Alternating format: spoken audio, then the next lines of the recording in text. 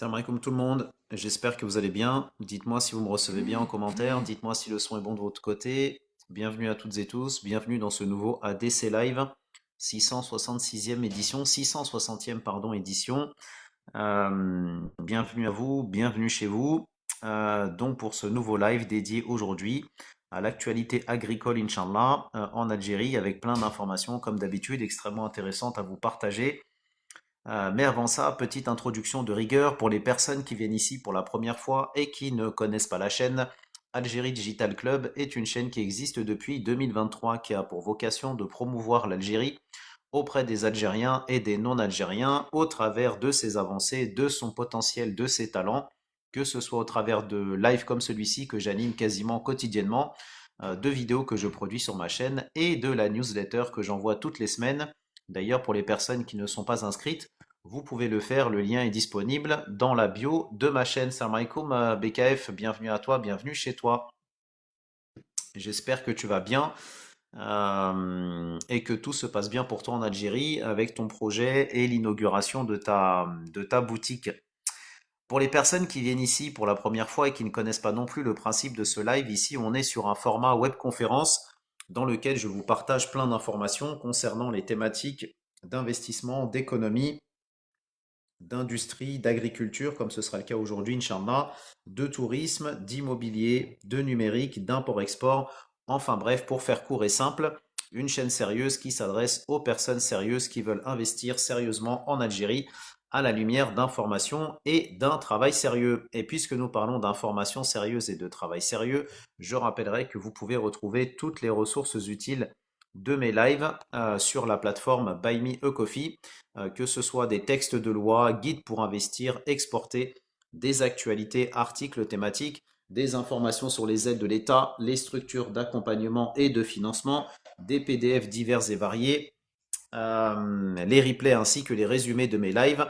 Et ça vous permettra aussi donc d'avoir accès à notre espace d'échange et de réseautage sur lequel vous allez pouvoir créer des partenariats, créer du réseau entre les membres de la DC Family qui, je le rappelle, sont près de 150 porteurs de projets et investisseurs aujourd'hui à nous avoir rejoints. Et donc ce que nous faisons ici, je le précise, ce n'est pas simplement de partager du contenu et de vous donner accès à de l'information utile pour pouvoir développer votre projet en Algérie, mais c'est aussi et surtout de développer un réseau qui va pouvoir être utile donc les uns pour les autres et permettre donc de créer des passerelles et créer des business ensemble, créer des potentialités et des collaborations ensemble. C'est ça que nous faisons ici. Et encore une fois, les personnes qui veulent investir sérieusement en Algérie, si vous n'avez pas de réseau, en réalité, vous n'avez rien parce que votre projet est une chose, votre idée est une chose, mais votre idée ne sera rien tant que vous n'aurez pas du réseau et tant que vous ne développerez pas votre réseau. A fortiori, en Algérie, c'est encore plus valable qu'ailleurs. Donc c'est important de bien comprendre ça. Si vous n'avez pas compris ça, eh ben, il vous manquera quelque chose. Et si vous l'avez compris, eh ben, manifestez-vous pardon, en commentaire et je vous expliquerai comment vous allez pouvoir nous rejoindre. Donc, avant de démarrer, deux petites choses très courtes et très importantes à comprendre. La première, n'oubliez pas s'il vous plaît d'envoyer le cœur du jour pour les personnes qui sont dans le live, de tapoter, de liker et de commenter. Si vous ne savez pas quoi commenter, bah déjà mettez Salam alaikum, ça fait toujours plaisir de découvrir de nouvelles personnes ou de redécouvrir des personnes qui ont l'habitude de venir ici et mettez good live, top live, fan club, mettez ce que vous voulez, mais en tout cas mettez quelque chose qui permette effectivement de pousser cette initiative au maximum. Et la deuxième chose, n'oubliez pas de noter dans vos tablettes en rouge, en gras, surligné, les dates du 25 et du 26 avril 2026, Inch'Allah, qui seront donc les dates du salon Investir en Algérie, qui aura lieu, comme je l'ai dit, donc les 25 et 26 avril 2026 en Île-de-France. Salam alaikum Rio, bienvenue à toi, bienvenue chez toi. Et dans le cadre de ce salon, je rappelle qu'il y aura donc des exposants, Inch'Allah, un espace de conférence, il y aura aussi donc un espace pour réseauter. Comme on l'a dit tout à l'heure, le réseau est extrêmement important et donc ça commence ici en France pour les personnes qui habitent en France et ça se développe et se concrétise et se poursuit en Algérie. Si vous n'avez pas de réseau, vous n'avez rien. même si vous avez un projet sérieux, je le rappelle, c'est extrêmement important de comprendre ça. Sans réseau, vous n'avez rien. Votre idée est une idée, mais si vous voulez concrétiser cette idée, il vous faudra du réseau. Et donc, encore une fois, ce que nous faisons ici, c'est développer ce réseau, votre réseau, et en même temps développer aussi vos capacités cognitives pour pouvoir mettre en place votre projet de manière concrète et sérieuse. Donc ce salon, il y aura dans le cadre de ce salon, il y aura aussi donc un business game. Donc je rappelle que le business game est une étude de cas fictive qui va être donc réalisée par les porteurs de projets qui vont être présélectionnés avant le salon et ceux qui vont être sélectionnés et retenus dans le cadre de ce business game se verront donc offrir un accompagnement intensif, un coaching intensif pendant 4 mois pour pouvoir les aider donc à développer leur projet et à concrétiser donc leur projet de manière à les pré-incuber, si on peut dire, en France, pour ensuite qu'ils puissent donc développer leur projet business en Algérie. Donc ça, c'est ouvert à toutes et tous. Vous pouvez donc vous positionner sur ce business game en vous connectant donc sur le compte du salon Investir qui est avec moi en bas à droite. Vous vous connectez dessus, vous avez donc un lien dans la bio de la chaîne, vous cliquez dessus, vous avez une fenêtre qui s'ouvre et là vous avez un bouton donc qui vous redirigera vers l'article et qui vous expliquera, donnera plus de détails sur ce business game. Et tout en bas de l'article, vous avez un bouton qui vous ramènera vers le formulaire et qui vous permettra donc de vous inscrire pour pouvoir pitcher votre projet. Et donc, si votre projet est retenu et qu'il est sérieux, bien évidemment, vous pourrez donc être inscrit pour ce business game et dans le cadre du salon, donc ceux vont être les gagnants et bah, seront récompensés, on va dire, le jour du salon parce que je viens de vous dire, c'est 4 mois d'accompagnement avec donc une cérémonie qui sera faite dans le cadre du salon pour donc récompenser les meilleurs porteurs de projets qui se verront donc être incubés pendant 4 mois. Je rappelle une petite information pour les personnes qui ne le savent pas, mais cet accompagnement qui sera mis on va dire, à disposition des gagnants est d'un montant de 3600 E. Donc c'est pas négligeable, hein, c'est une vraie formation qui est dispensée par des vrais experts et donc par des mentors spécialisés, certifiés.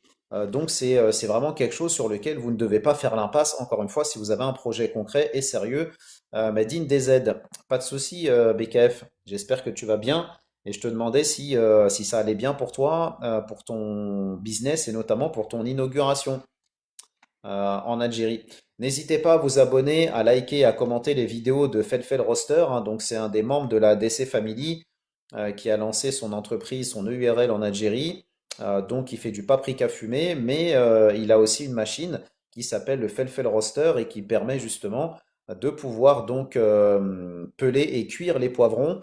Donc c'est une innovation qui permet de faire gagner énormément de temps euh, pour les, hum, pour les industriels, pour les artisans, les cuisiniers, etc., etc. Voilà. Donc c'est important de soutenir les initiatives positives. Voilà. Alors, les frangins, les frangines, on like, on tapote, on partage, on envoie le cœur du jour, on envoie les cadeaux, on fait tout ce qu'on peut, mais on fait quelque chose en tout cas de positif. Si vous aimez l'Algérie et que vous êtes des vrais Algériens et Algériennes, vous ne pouvez que soutenir cette initiative. Je ne vois pas comment on peut être un Algérien et une Algérienne et on ne soutient pas cette initiative qui vise à promouvoir l'investissement et l'entrepreneuriat en Algérie. Hein, seuls les hypocrites peuvent ne pas soutenir cette initiative, mais pour les autres, je vous demande de faire preuve de patriotisme et de fraternité, à bon entendeur. Donc, rentrons dans le vif du sujet. Aujourd'hui, on va parler d'actualité agricole avec des informations, comme d'habitude, toujours intéressantes pour les personnes qui veulent investir dans le secteur de l'agriculture. Je rappelle que le secteur de l'agriculture fait partie des 9 secteurs d'activité qui sont considérés comme prioritaires par les autorités algériennes. Et donc à ce titre, il y a beaucoup de dispositifs d'aide, de financement, d'accompagnement, de primes, dispositifs incitatifs, etc., etc. Tout ça, on en a déjà parlé dans le détail et on va en reparler aussi aujourd'hui. Encore une fois, je le rappelle, cette chaîne est une chaîne qui s'adresse exclusivement aux porteurs de projets et personnes qui veulent investir en Algérie et qui ont donc un projet sérieux, à bon entendeur. Donc, on va démarrer notre live avec cet article qui va introduire le sujet d'aujourd'hui. Le Sahara en passe de devenir le grenier de l'Algérie. Alors, c'est important, ce petit article qui va en fait faire un rappel de quelques méga projets qui sont actuellement en cours en Algérie pour bien poser le décor et surtout faire comprendre aux personnes qui sont ici et qui peuvent être algériano-sceptiques et qui ont toujours tendance à dire oui, mais bon, qu'est-ce qui se fait de concret? Il manque ci, il manque ça, il n'y a pas ci, il n'y a pas ça. Mais une fois que tu es sorti de cette rhétorique stérile, qu'est-ce que tu proposes derrière? Là, c'est beaucoup plus compliqué. Cette transformation, donc, est le résultat d'une stratégie, donc on parle du désert algérien. Cette transformation du Sahara algérien est le résultat d'une stratégie mise en place par le président Tebboune dans le but d'assurer donc la sécurité alimentaire de l'Algérie, longtemps perçue comme un espace aride, hostile et incultivable, réservé aux hydrocarbures et aux étendues minérales. Le Grand Sud accélère sa mue sous l'effet de méga-projets agricoles et agro-industriels d'une ampleur inédite. Cet immense désert de plus de 2 millions de kilomètres carrés devient en l'espace de quelques années l'un des piliers de la stratégie nationale de sécurité alimentaire. D'El-Oued à Adrar, de Ménéa à Timimoun, de Biskra à Nahama, des milliers d'hectares verdissent, annonçant une nouvelle ère d'un Sahara en passe de devenir le grenier de l'Algérie. Alors il y a Kit Kot qui nous dit tu es commercial au cabinet de probablement, probablement, qui sait? Va savoir, toi.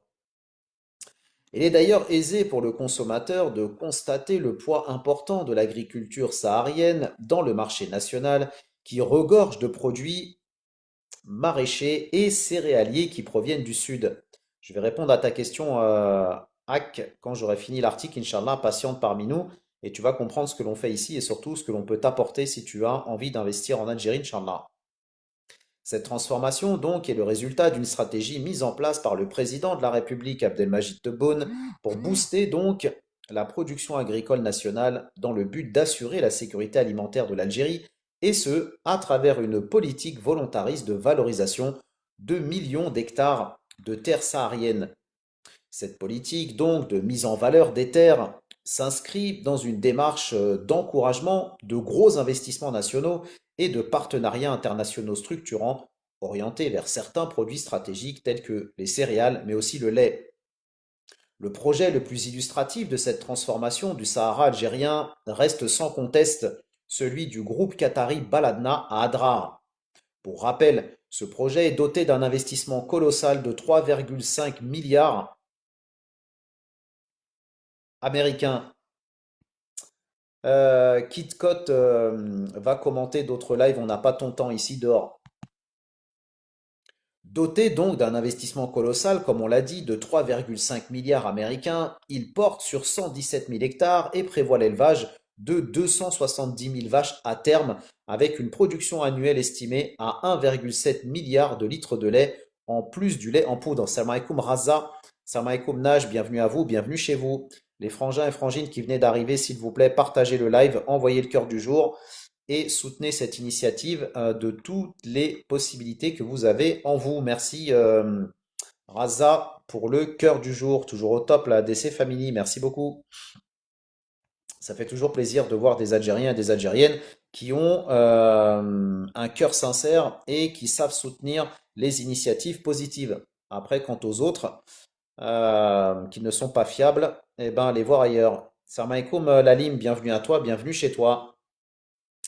Donc, cela place d'ores et déjà le sud algérien sur la carte des bassins agricoles exportateurs.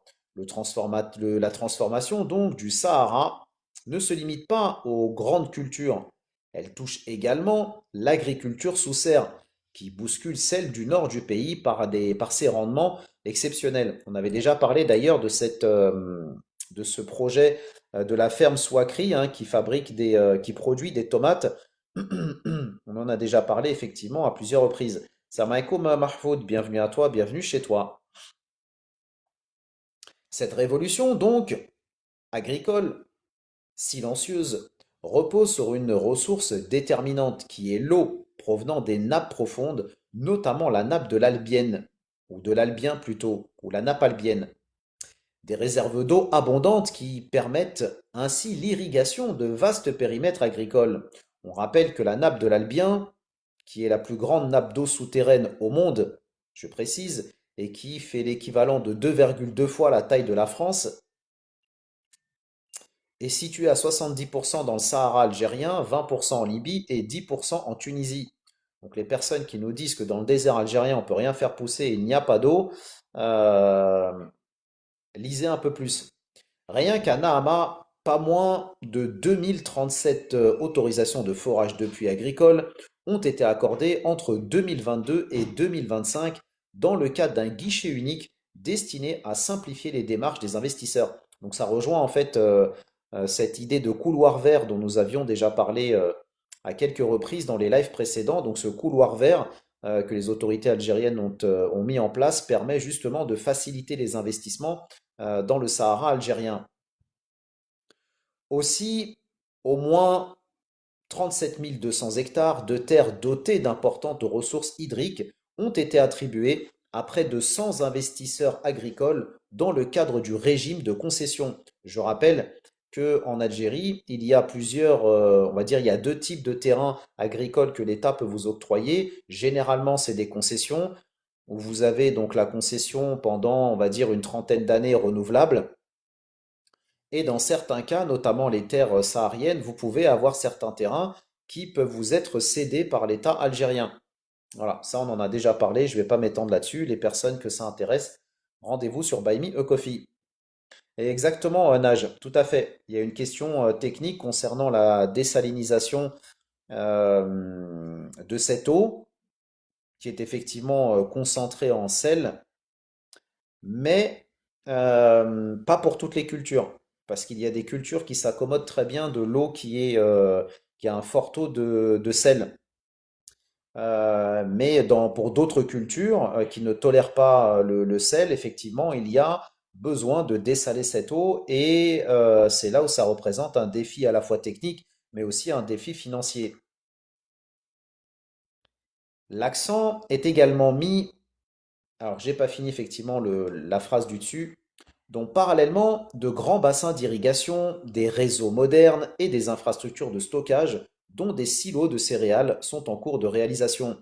L'accent est également mis sur l'économie de l'eau, mais aussi sur l'intégration des énergies renouvelables pour l'électrification des zones isolées et des nouvelles technologies pour optimiser les ressources et garantir de meilleurs rendements. Ça, on l'a dit, c'est pareil. L'Algérie s'appuie sur les nouvelles technologies pour pouvoir faciliter, on va dire, de meilleurs rendements et améliorer sa productivité. Hein, et ça passe notamment par l'utilisation des drones, intelligence artificielle, etc., etc. Ces initiatives s'inscrivent dans une approche globale d'accompagnement, depuis l'accès au foncier d'un côté jusqu'au suivi technique, avec pour horizon la création de pôles agricoles intégrés dans plusieurs wilayas du Sud. Au-delà de la production agricole, ces projets transforment en profondeur l'économie dans les régions désertiques en générant des milliers d'emplois et en favorisant donc la transformation locale des produits, en dynamisant la logistique et en ouvrant de nouvelles perspectives d'exportation. Tout ça, là, tous ces points que je viens de parler, on en a déjà abordé en long, en large et en travers et dans le détail pendant plusieurs heures de live. Donc les personnes qui veulent creuser ces sujets et creuser ces thématiques, vous retrouverez toutes ces informations sur Buy Me a Coffee. Ainsi donc, grâce à la vision stratégique du chef de l'État, le Grand Sud du pays devient un levier de développement et joue désormais un rôle majeur dans l'économie nationale hors hydrocarbures. Alors, pour répondre à la question qui a été posée tout à l'heure par nos frangins ou frangines, Hack, est-ce que tu es toujours dans le live ou pas? Si c'est le cas, dis-le moi et comme ça je t'explique ce que l'on fait ici. Salam alaikum Eva, bienvenue à toi, bienvenue chez toi. Effectivement, Tahia Al Jazeer. Merci beaucoup Eva, c'est très gentil. C'est très très gentil. S'il y a des personnes qui veulent investir et entreprendre en Algérie, n'hésitez pas à vous manifester en commentaire. Et je le rappelle, ce que nous faisons ici, ce n'est pas simplement partager du contenu, mais c'est aussi créer un réseau, développer un réseau de porteurs de projets et d'entrepreneurs, car encore une fois, vous pouvez avoir le meilleur projet que vous voulez en Algérie. Si vous n'avez pas de réseau ou vous ne développez pas votre réseau, vous n'avez rien. Le réseau est ce qui va vous permettre de mettre en place votre activité, ce qui va vous permettre de vous ouvrir des portes et de faire sauter aussi les éventuels obstacles que vous pouvez rencontrer dans le cadre de votre projet. Donc prendre de l'information, c'est bien, mais si vous n'avez encore une fois aucun réseau, vous n'avez rien. Et toutes les personnes qui ont investi en Algérie, qui sont en train de le faire, savent très bien de quoi je parle. Vous êtes situé à Paris. Effectivement, actuellement, je suis en Île-de-France. Effectivement, à Paris, ouais, exactement. Et toi, tu es d'où, Eva? Et justement, une information intéressante d'ailleurs, qui montre à quel point l'Algérie a du potentiel et notamment des ressources intéressantes à exploiter, notamment les dates. Les dates, on en a déjà parlé à plusieurs reprises, qui s'exportent sur les cinq continents algériennes. Les cinq continents, pardon, les dates algériennes s'exportent donc sur les cinq continents. Et là, on a une information intéressante avec un classement qui a été fait donc il y a quelques jours. La Doglet-Nour confirme sa place parmi les dates les plus appréciées à l'échelle internationale. Dans une publication diffusée le 24 janvier sur le réseau social X, le guide culinaire Test Atlas s'est intéressé aux différentes variétés de dattes du Moyen-Orient et d'Afrique du Nord, en mettant en avant leurs particularités gustatives mais aussi texturales. Selon ce classement, la Deglet-Nour d'Algérie occupe la deuxième place dans le top 5 mondial des meilleures dates, témoignant donc de sa notoriété au-delà de son pays. Test Atlas souligne que chaque type de date se distingue par des caractéristiques propres. Le guide explique ainsi, je cite, du medjoul du Maroc, moelleux et aux notes de caramel, à la Deglet-Nour d'Algérie, ferme et aux accents de noix, en passant par la Hajwa de Médine, sombre et sacrée, le Moyen-Orient et l'Afrique du Nord offrent des centaines de variétés de dattes distinctes qui diffèrent par le goût et leur texture. Le classement met également l'accent sur la place importante qu'occupe la date dans la vie quotidienne et les relations sociales. En Algérie, comme dans de nombreux pays de la région Moyen-Orient-Afrique du Nord, ce fruit est profondément ancré dans les usages alimentaires et aussi culturels. Test Atlas rappelle à ce propos que la date est dégustée comme encas, utilisée comme édulcorant naturel en pâtisserie ou offerte en cadeau traditionnel, soulignant son rôle de la pratique dans les pratiques familiales et lors des événements festifs. D'ailleurs, on rappelle que ces dates, on peut en faire beaucoup de choses. On peut en faire du sirop, on peut en faire du sucre, etc., etc. Il y a beaucoup d'usages. Salam alaikum Seb, bienvenue à toi, bienvenue chez toi. Alors, la première. Alors attends, est-ce qu'on a le... Ouais, on a accès au classement. On va voir qui est-ce qu'ils ont mis en premier. Est-ce qu'on a l'information ou pas? Alors la première date qu'ils ont classée dans leur top, dans leur meilleure date, c'est la date Siwa Oasis. C'est comme ça qu'elle s'appelle et c'est une date d'Égypte. Voilà, donc dans le classement, ils ont mis cette date égyptienne comme étant la meilleure date au monde, puis ensuite la Deglet Nour, suivie par la Medjoul, donc qui est la date effectivement du Maroc.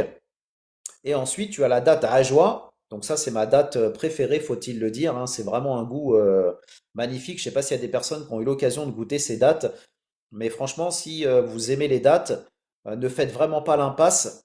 On est d'accord, Mahfoud, on est d'accord. Je suis parfaitement d'accord avec toi d'ailleurs. Et donc cette date, la date à Ajoie, elle est disponible pour les personnes qui habitent en France. En Algérie, vous pouvez en trouver aussi, mais en tout cas en France, dans les épiceries fines, les bazars, les boucheries, etc., généralement, ils en vendent. Bah, franchement, je vous invite à les goûter parce que vraiment, elles sont, moi, c'est vraiment les dates que je préfère, même avant le Medjool.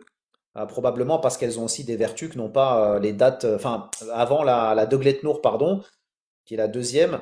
mais parce que cette date-là, elle a une vertu particulière. On rappelle pour les personnes qui ne le savent pas, hein, cette date, donc la date de Médine, est une date qui possède des vertus, on va dire, qui ont une baraka particulière, puisque ces dates, si vous en mangez 7 tous les matins à jeun, selon le hadith, vous préservent contre le mauvais œil, la sorcellerie et le poison. Donc, non seulement elles sont bonnes, mais en plus elles ont des vertus, on va dire, spirituelles, si on peut dire. Donc, vraiment, il y a... Bon, après, elles peuvent être un peu chères hein, quand, selon l'épicerie où vous l'achetez. Généralement, vous pouvez la trouver, aller à 13 euros les 500 grammes, quelque chose comme ça, quoi. Vous voyez ce que je veux dire? Mais franchement, c'est un bon. Elles sont vraiment, vraiment bonnes, hein. Top, top, top. Moi, je préfère. C'est number one pour moi dans le classement, si j'avais dû le faire. Number one dans le classement. Et ensuite, Douglas Noir. Franchement, nickel.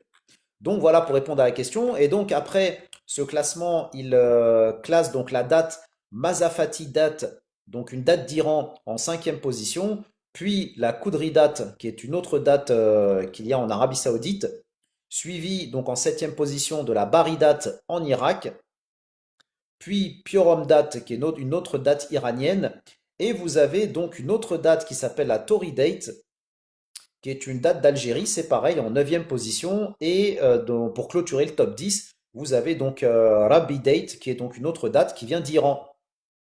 Donc les Iraniens sont bien classés, hein, puisque dans ce top 10, on a trois dates qui ont été classées, deux dates qui viennent d'Arabie Saoudite, deux dates qui viennent d'Algérie, et la Doglet Nour, donc en deuxième position, avant la date, comme on l'a dit, Siwa Oasis Date, donc qui est la date égyptienne. De rien, les frangins. Le rappel profite à tout le monde. Donc, le test Atlas rappelle à ce propos que la date est dégustée, comme on l'a dit tout à l'heure, en Anka, utilisée comme édulcorant naturel en pâtisserie, mais aussi offerte en cadeau traditionnel. Le test Atlas, pardon, la décrit en ces termes. Originaire d'Algérie, la Deglet Nour est l'une des variétés de dattes les plus couramment consommées dans toute la région nord-africaine. D'ailleurs, elle est tellement bonne que vous avez même des pays qui font de la contrebande de ces dattes et vont ensuite l'estampiller comme date venant de Tunisie ou d'autres pays, alors qu'en fait elle vient à l'origine d'Algérie. Et c'est pour ça qu'on l'a dit déjà à plusieurs reprises, il y a une vraie question de préserver ce patrimoine algérien, ce patrimoine agricole, parce que en fait, bah, ça fait de la concurrence déloyale pour les dates algériennes. Alors, User nous dit Salam alaikum, heureuse de tomber sur ton live, c'est amitié. Merci beaucoup, User, bienvenue à toi, bienvenue chez toi. N'hésitez pas à liker, partager et commenter, hein. Je sais que vous appréciez ce travail, mais si vous l'appréciez, faites-lui honneur en partageant au maximum, envoyez le cœur du jour et mettez good live, top live, fan club, mettez ce que vous voulez en commentaire, mais mettez quelque chose de positif pour soutenir cette initiative. Et surtout, s'il y a des personnes qui veulent investir et entreprendre dans le pays, c'est le moment de vous manifester en commentaire. Autre information intéressante d'ailleurs, et autre culture intéressante en Algérie pour les personnes qui veulent investir dans le secteur de l'agriculture. Salam alaikum Borsalino, salam alaikum Mani, bienvenue à vous, bienvenue chez vous, j'espère que vous allez bien. C'est notamment la culture de la pistache. Souvenez-vous, la pistache, c'est un arbre, le pistachier, que l'Algérie souhaite développer. Pourquoi? Parce que c'est un arbre qui consomme, on va dire, une quantité d'eau raisonnable, qui s'accommode bien dans les climats, on va dire, semi-arides. Et c'est le fruit à coque le plus cher au monde. Donc il n'y a que des intérêts pour l'Algérie de développer cette culture de la pistache. Une session de formation consacrée à la valorisation de la culture du pistachier a été lancée il y a quelques jours à Djelfa, à l'initiative de l'Organisation nationale de la jeunesse à capacité scientifique et professionnelle pour l'Algérie. Cette session de formation, la troisième du genre, s'inscrit dans le cadre du projet national de recherche financé par le programme de microfinancement, le PNF, des Nations Unies. Alors c'est intéressant tous ces programmes de financement parce que bien évidemment en Algérie il y a beaucoup de dispositifs d'accompagnement, de financement, de primes, d'exonération, etc., etc.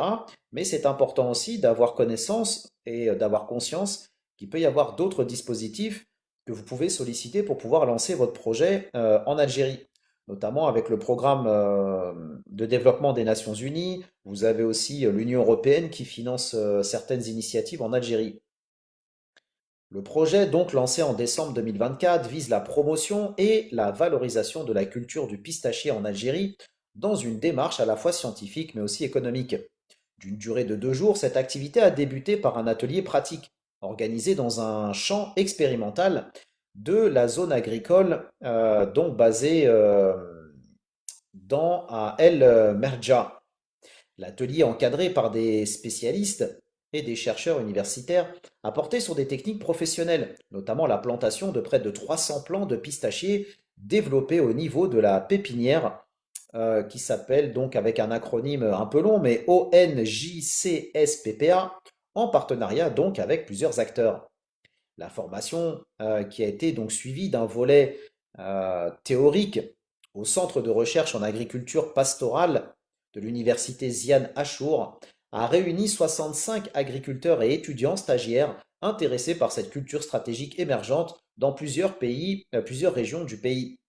D'ailleurs, il faut rappeler que la pistache est le fruit à coque qui est de plus en plus utilisé, hein. On en voit partout maintenant. Regardez sur les étals, que ce soit en Algérie ou même en Europe. Regardez le nombre de produits aujourd'hui où vous avez de la pistache. Tout le monde veut faire aujourd'hui des dérivés de cunefé pistache. Vous avez des crèmes, des pâtes à tartiner à base de pistache. Vous avez des chocolats en veux-tu, en voilà, avec le fameux cunéfé et la pistache. Vous avez toutes les pâtisseries aujourd'hui qui veulent avoir leur dessert à la pistache. Donc c'est un fruit à coque qui a de l'avenir. Outre donc son efficience en matière de rentabilité économique, la culture du pistachier en Algérie vise à renforcer et à promouvoir le volet social à travers la consolidation du cadre de vie des populations rurales, la création d'emplois et la valorisation du rôle de la femme selon la même source. Vous avez notamment l'ANGEM en Algérie qui permet de lancer ce type d'activité, de soutenir financièrement ce type d'activité, notamment pour les femmes qui veulent se lancer dans ce type de culture. Puisque l'on parle de culture rentable, extrêmement rentable, on devrait dire, une autre culture à laquelle s'intéresse l'Algérie, il s'agit de la culture du safran, dont nous avions déjà parlé d'ailleurs dans les lives précédents, et c'est pareil, il faut le rappeler encore une fois, le safran, le safran en Algérie et ou même de manière générale, le safran, c'est pareil, fait partie des épices, ou si ce n'est l'épice la plus chère au monde, qui intéresse aussi beaucoup l'Algérie, ceci dit au passage. La culture du safran en Algérie est en passe de s'ériger en filière agricole structurée, bénéficiant d'un cadre organisé qui se met en place autour d'importants efforts de recherche et surtout d'une stratégie nationale, récemment lancée pour le développement de la culture de l'or rouge, un produit très recherché à l'international. Limité auparavant à des initiatives personnelles via des petites exploitations familiales dans plusieurs wilayas, la culture de cette plante dont est extraite l'épice à la forte valeur commerciale s'inscrit désormais dans une dynamique organisée qui donne déjà des résultats plus qu'encourageants enregistrés par plusieurs producteurs en Algérie. Pour le professeur Fatma Harouane, directrice centrale à la Direction générale de la recherche scientifique et du développement technologique au ministère de l'Enseignement supérieur et de la recherche scientifique, la stratégie nationale de développement de la filière safran DZ, lancée à l'École nationale supérieure d'agronomie, a un rôle déterminant puisqu'elle vise à structurer une filière en intégrant à la fois recherche scientifique, mais aussi innovation et entrepreneuriat. Initiée en septembre dernier, sous l'égide conjointe du ministère de l'Enseignement supérieur, de la Recherche scientifique et celui de l'Agriculture, cette stratégie devra permettre d'intégrer les agriculteurs dans un cadre institutionnel, explique-t-elle, notant l'intérêt croissant pour cette épice à forte valeur ajoutée, compte tenu de ses vertus nutritionnelles mais aussi médicinales. Épice la plus chère au monde, le prix du safran ou l'or rouge oscille généralement entre 5 000 à 10 000 Américains le kilo. Je répète, épice la plus chère au monde, le prix moyen du safran oscille généralement entre 5 000 à 10 000 Américains le kilo. Surtout pour les variétés premium, du fait de la rareté de la plante et de la main-d'œuvre d'extrême donc et de la main-d'œuvre, c'est ça, extrêmement intensive requise pour sa production. Ainsi, la mise sur pied d'une stratégie pour la culture du safran algérien est à même de contribuer à terme à l'émergence d'un important créneau à l'exportation. Dans le cadre de la culture, de la stratégie nationale, trois stations pilotes ont été mises en place, une à Alger, une à Constantine et une à Raldaya, pour tester l'ensemble de la chaîne de production du safran.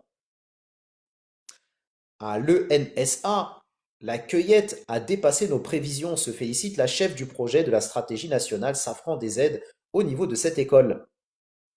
En moyenne, 1 700 fleurs ont été récoltées par jour sur une période d'une dizaine de jours, chaque bulbe produisant jusqu'à 5 fleurs et chaque fleur 3 à 5 stigmates, ces petits filaments qui constituent donc la partie la plus précieuse et la plus utilisée dans la plante. Mystère, on n'a pas ton temps dehors. Durant donc les prochaines années, la production sera encore plus abondante, assure la même responsable, mettant en avant l'effet cumulatif des plantations et l'amélioration progressive des itinéraires techniques, surtout dans le cadre de la stratégie. L'objectif donc de ce mécanisme est d'arriver à une meilleure exploitation des potentialités que recèlent de nombreuses wilayas du pays dans cette activité, à l'instar de Khedjla, Raldaya mais aussi Tlemcen. La filière aujourd'hui en Algérie compte plus de 222 safraniers à travers le pays. Ces exploitations vont des petites parcelles à des champs atteignant 3 à 4 hectares, qui participent, donc note le CRSTRA, qui participe à un projet de recherche dédié au safran avec la participation de 6 pays européens et méditerranéens, notamment l'Allemagne, l'Italie, le Portugal, l'Espagne, mais aussi l'Algérie. Merci, merci Mahfoud. Si ça t'intéresse ce que tu entends ici, n'hésite pas à partager donc ça au maximum, ce live au maximum. Et Mahfoud, si tu veux investir et entreprendre en Algérie, sache que ce que tu vas y trouver ici, en tout cas ce que tu entends ici, c'est rien comparé à tout ce que tu vas trouver sur Buy Me a Coffee. Crois-moi, si tu veux investir dans le pays, ne fais pas l'impasse ni la pince de nous rejoindre. Surtout que ça te prendra 2 petites minutes, mais ces 2 petites minutes, crois-moi, quand tu vas les mettre au service de ton projet, tu vas me remercier de t'avoir invité à nous rejoindre. Alors Marfoud, si tu veux investir en Algérie, est-ce que tu peux nous dire, ou peut-être que tu as déjà investi en Algérie, est-ce que tu peux nous dire dans quel secteur tu as investi? Parce que ça m'intéresse. Dans quel secteur géographique tu as investi ou tu veux investir, et dans quel secteur d'activité c'est pareil? Ou si tu as un projet d'investissement, sous quelle échéance? Ce projet donc de recherche euro-méditerranéen qui s'appelle le Prima Saffron Food a démontré la qualité premium du safran algérien, vu notamment son taux élevé de crocine, un résultat équivalent au standard des meilleurs safrans au monde. C'est intéressant, hein? C'est intéressant. Au-delà de l'évolution de la qualité, ces travaux ont permis de tester l'adaptabilité de la culture aux conditions pédoclimatiques locales, indique-t-elle, relevant que les résultats des essais pilotes ont montré que le safran s'adapte bien au climat des hauts plateaux et des zones montagneuses caractérisées par des hivers froids et des étés secs. Merci beaucoup Nour, merci beaucoup. Alors Mahfoud, ça c'est ton projet d'investissement ou c'est quelque chose que tu as déjà lancé en Algérie? N'hésitez pas à liker, partager, commenter et les frangins et frangines qui veulent investir en Algérie ou qui ont déjà investi en Algérie, manifestez-vous en commentaire. Alors, Marfoud, sur une échelle de 1 à 10, quel est le sérieux de ton projet et sous quelle échéance souhaites-tu le lancer? Ainsi, les rendements des plants d'une région à une autre en Algérie oscillent en moyenne entre 2 à 3 kilos par hectare, mais peuvent atteindre 5 à 7 kilos par hectare dans les conditions qui peuvent être donc favorables.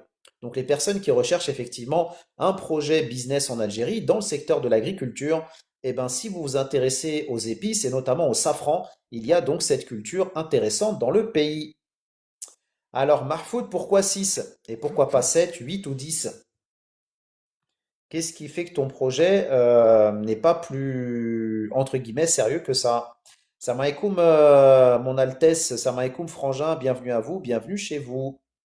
Partagez les frangins et les frangines, envoyez le cœur du jour et manifestez-vous, les porteurs de projets. Alors, je le répète, hein, j'en profite pour vous redonner deux petites informations pour les personnes qui viennent d'arriver. La première, c'est que si vous vous intéressez à l'investissement et l'entrepreneuriat en Algérie, sachez que les 25 et 26 avril 2026 en Île-de-France, vous allez avoir le premier salon 100% dédié à l'investissement et l'entrepreneuriat avec exposants, business game, conférences, espace de réseautage. Donc vous avez toutes les informations sur le site investirenalgérie.com qui est le site officiel de l'événement et je vous invite donc à vous abonner au compte TikTok Salon Investir en Algérie qui est donc avec moi en bas à droite. Ça c'est la première chose. La deuxième chose, pour les personnes qui se posent la question de savoir ce que l'on fait ici. Cette chaîne existe depuis 2023 et a pour vocation de vous partager de l'information utile, concrète et sérieuse pour vous aider donc à avancer dans votre projet Made in DZ. Mais ce n'est pas la seule chose que nous faisons ici, ça c'est la première chose qui est extrêmement importante car sans données, sans information fiable, pas de projet fiable, donc c'est la première chose. Et la deuxième chose, sans un réseau fiable et un réseau de qualité, c'est pareil, vous ne développerez rien en Algérie. L'Algérie est un pays qui fonctionne avec le réseautage, par la cooptation. Certains peuvent dire par piston, ce n'est pas du piston, c'est de la cooptation. L'Algérie fonctionne sous le principe de la cooptation, c'est-à-dire que si vous êtes quelqu'un de qualité et que vous avez du réseautage, c'est ce réseau qui va vous recommander. C'est ce qu'on appelle de la cooptation. Donc c'est important de développer ce réseau et plus vous aurez un réseau dense et un réseau de qualité, plus c'est ça qui va vous aider à développer votre business dans le pays. Si vous n'avez ni les informations sérieuses et fiables pour construire votre projet, vous n'irez pas loin. Et si vous n'avez pas de réseau non plus, vous ne ferez pas grand-chose. Donc les deux vont ensemble. Et c'est ce que nous faisons ici depuis 2023. Donc s'il y a des personnes qui veulent sincèrement investir et entreprendre en Algérie, manifestez-vous en commentaire que je vous explique comment vous allez pouvoir nous rejoindre en 2 minutes et avancer de manière sérieuse sur votre projet Made in DZ.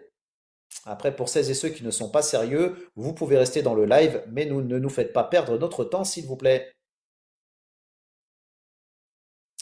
Autre information intéressante, autre culture intéressante en Algérie, partons cette fois-ci du côté de l'est du pays, notamment direction Constantine.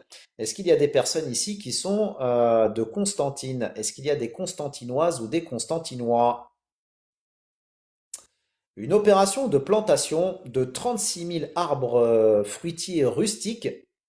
Donc les arbres fruitiers rustiques, ce sont les figuiers et les amandiers, ont été lancés dans la wilaya de Constantine au titre de la campagne agricole 2025-2026, a-t-on appris mercredi, donc il y a quelques jours maintenant, du directeur des services agricoles, Monsieur Badreddine Karchi.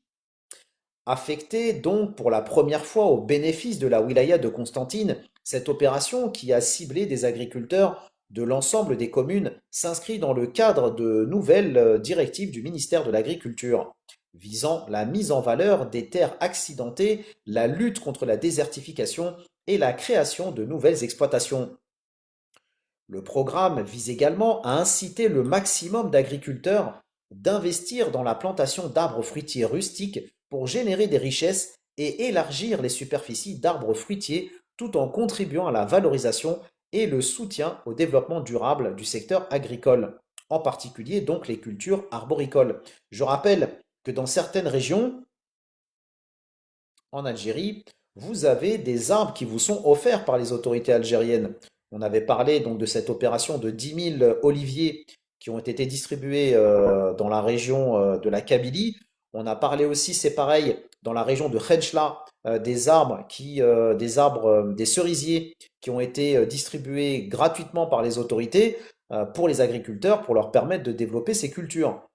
Donc les personnes qui veulent investir en Algérie dans l'agriculture, et que si vous êtes, on va dire, aux prémices de vos projets et que vous envisagez de le faire, encore une fois, ne restez pas à l'écart de ce collectif qui va vous apprendre beaucoup de choses. Inch'Allah.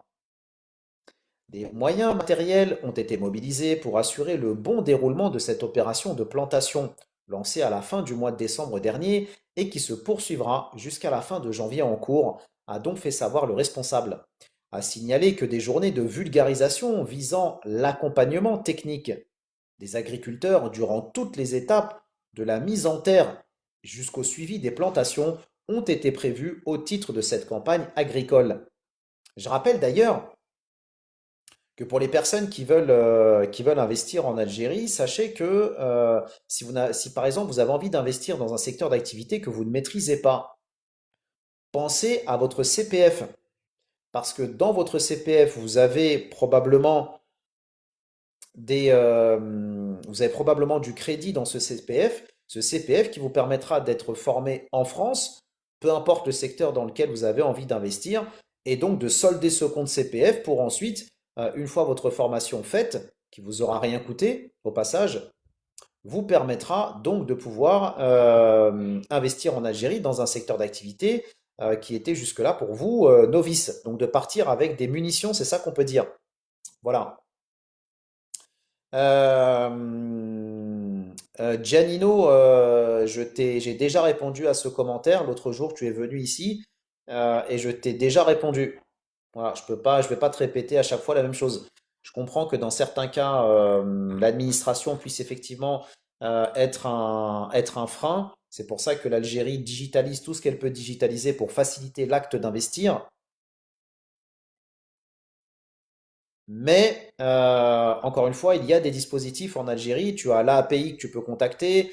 Si jamais tu as un vrai projet d'investissement en Algérie, sache que tu as aussi le Haut Conseil à l'investissement en Algérie, qui est un organe qui dépend directement du président de la République et qui a été créé spécifiquement pour permettre aux investisseurs qui veulent investir dans le pays d'avoir une voie de recours extrême et directe pour pouvoir donc débloquer les investissements le cas échéant.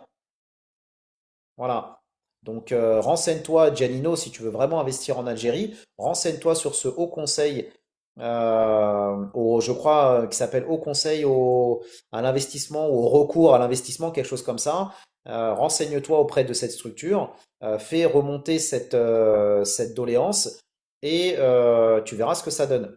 Voilà. Giannino, non, parce que beaucoup de gens qui nous suivent ici ou qui sont membres de la DC Family utilisent toutes ces informations que je leur donne et ont bien réussi à investir en Algérie. Et ça a même été d'ailleurs, toutes ces informations, une boussole pour les aider à débloquer, dans certains cas, leur projet d'investissement. Voilà. Donc, Giannino, je t'ai répondu. Me répète pas 15 fois la même chose. J'ai bien compris que tu es parti en Tunisie. Je viens de te donner une réponse. Si cette réponse ne te convient pas et que tu ne veux pas faire les causes que je viens de te donner, libre à toi. Voilà. À bon entendeur, je referme la parenthèse. Alors, de quel type d'accompagnement tu parles, Mahfoud?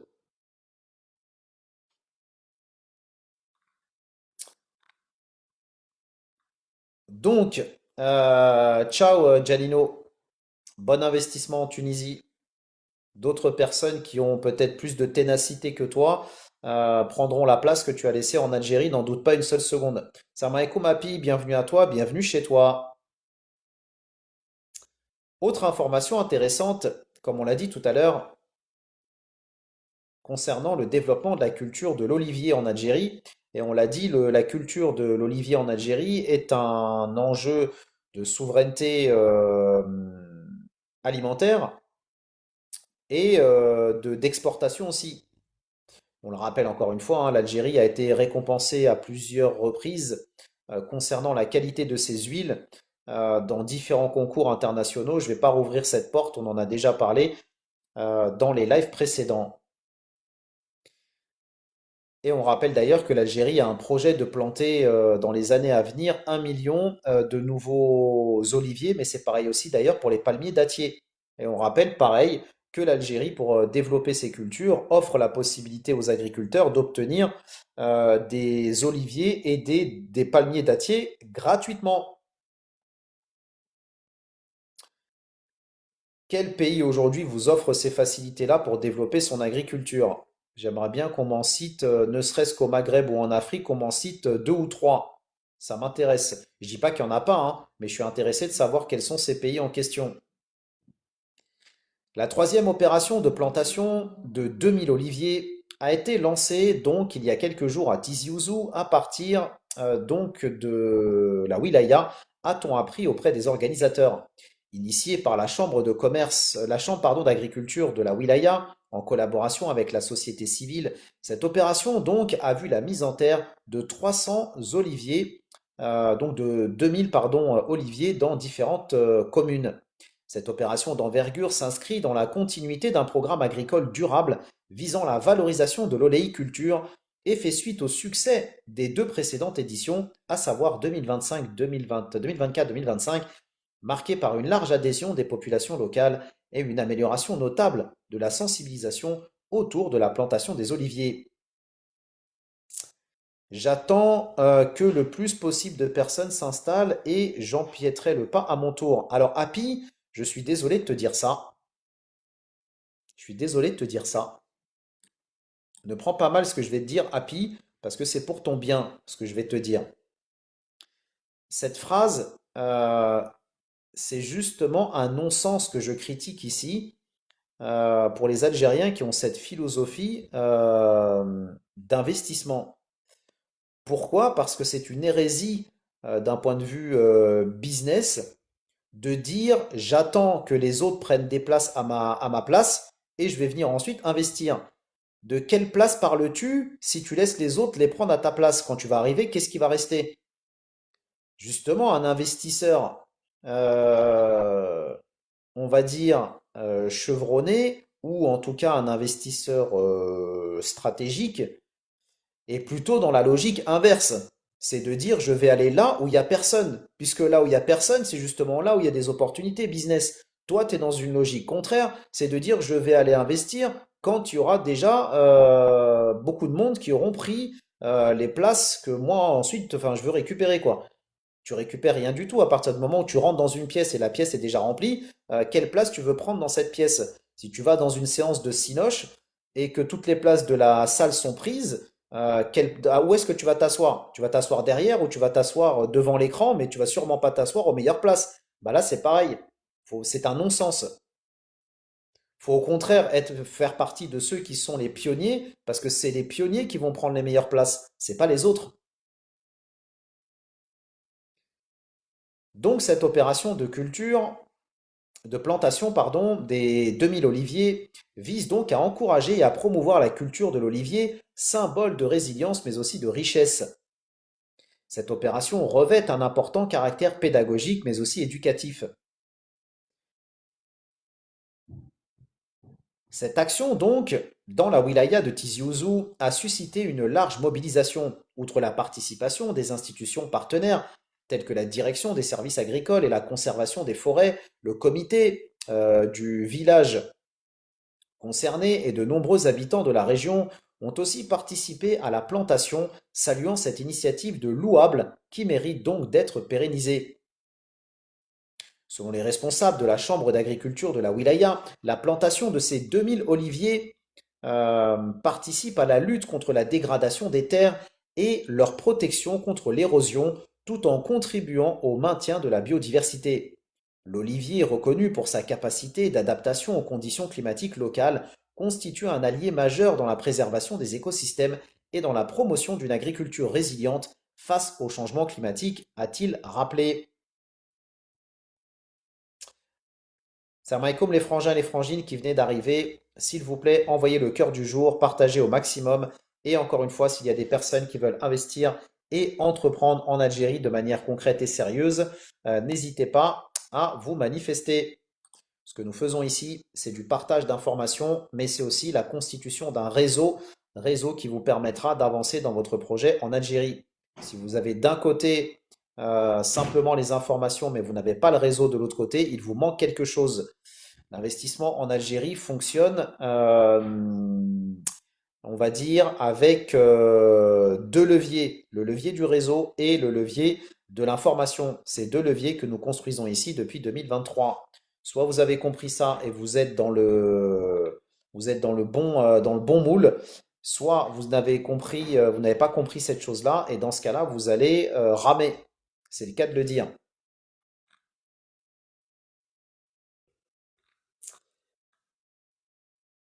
Et donc, une autre information tout aussi intéressante d'ailleurs concernant le développement de l'agriculture en Algérie.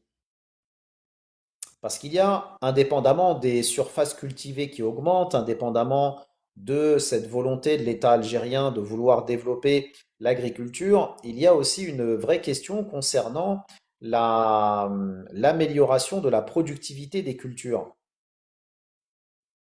Comment passer donc d'une agriculture céréalière à faible rendement à un modèle productif capable d'assurer la sécurité alimentaire du pays? C'est autour de cette question centrale que s'est tenue il y a quelques jours à Alger une journée d'études consacrée à l'amélioration du rendement agricole en Algérie, réunissant à la fois des ministres, chercheurs, professeurs, mais aussi experts du secteur. Organisée dans un contexte marqué par une dépendance aux importations de céréales, cette rencontre a mis en avant un constat partagé. La recherche scientifique algérienne reste insuffisamment exploitée dans les politiques agricoles.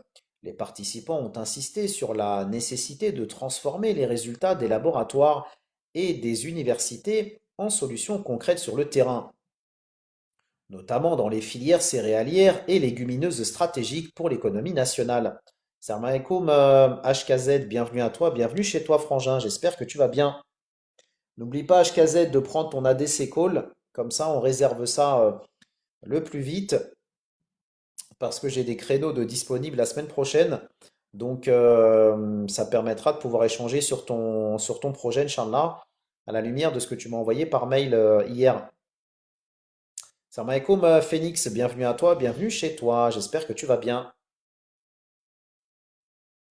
Le ministre donc de l'Agriculture a d'emblée donné le ton en affirmant que les filières céréalières et légumineuses ne peuvent être développées sans s'appuyer sur la recherche et les résultats scientifiques. Aujourd'hui, le rendement moyen des céréales en Algérie oscille aux alentours des 15 quintaux par hectare, un niveau jugé insuffisant pour les pouvoirs publics. Notre objectif, dit-il, est de sortir de cette faible productivité qui perdure depuis des décennies pour atteindre au moins 30 quintaux par hectare, a déclaré le ministre, soulignant que la consommation annuelle de blé par habitant en Algérie est largement supérieure à la moyenne mondiale. Inch'Allah, HKZ, avec plaisir. Selon lui, donc, les visites de terrain menées conjointement par le ministre de l'Enseignement supérieur et de la Recherche scientifique Kamel Badari ont mis en évidence de nombreuses études importantes encore inexploitées, portant notamment sur les semences résistantes au changement climatique, l'irrigation, la fertilité des sols et la répartition géographique des cultures. Au-delà du rendement à l'hectare, un autre problème majeur a été mis en lumière, la perte post-agricole. Irham Kadoura, professeure et chercheuse en matériel agricole à l'École supérieure des sciences agricoles, a révélé que les systèmes de récolte actuels entraînent des pertes pouvant occasionner 20% de la production. C'est énorme, c'est énorme. Pour y remédier, un modèle de moissonneuse-batteuse conçu localement a été présenté, développé en collaboration avec l'Institut national algérien des céréales et une start-up. Ce nouvel équipement vise à réduire significativement ces pertes et sera testé lors de la prochaine campagne agricole. Pareil, hein, les personnes qui s'intéressent au développement du numérique, des startups en Algérie, de l'agritech, comme on appelle ça, rendez-vous sur Buy Me a Coffee, les personnes qui veulent investir dans l'agriculture ou de manière générale en Algérie, et si vous n'êtes pas membre de la DC Family, c'est une faute professionnelle. C'est une faute professionnelle. Je ne comprends pas comment un porteur de projet sincère et sérieux qui veut investir en Algérie se prive de nous rejoindre dans la ADC Family avec tout ce contenu qu'il va y trouver. Je ne comprends pas. Je ne comprends pas. Alors si je peux comprendre, personnes qui se disent porteurs de projets sérieux et qui bug pour 7 euros par mois, personnellement pour moi, je ne considère et je ne considérerai jamais un porteur de projet sérieux qui bug pour 7 euros par mois, je ne le considérerai jamais comme un porteur de projet sérieux. Ça n'existe pas. Il n'y a aucun porteur de projet sérieux qui bug sur des montants aussi dérisoires qui vont l'aider, qui vont lui permettre de pouvoir développer son projet. Ça n'existe pas. Soit c'est une ou un menteur, soit il y a un problème quelque part. Je poursuis et je referme cette parenthèse. La journée d'études donc a également été l'occasion de valoriser des expériences déjà menées sur le terrain. Monsieur Ben Belkacem, directeur de la recherche de l'Institut national de la recherche agricole, a présenté donc les résultats de la culture du triticale, ce qu'on appelle le chigoum, un hybride de blé et de seigle expérimenté à Ouetsouf.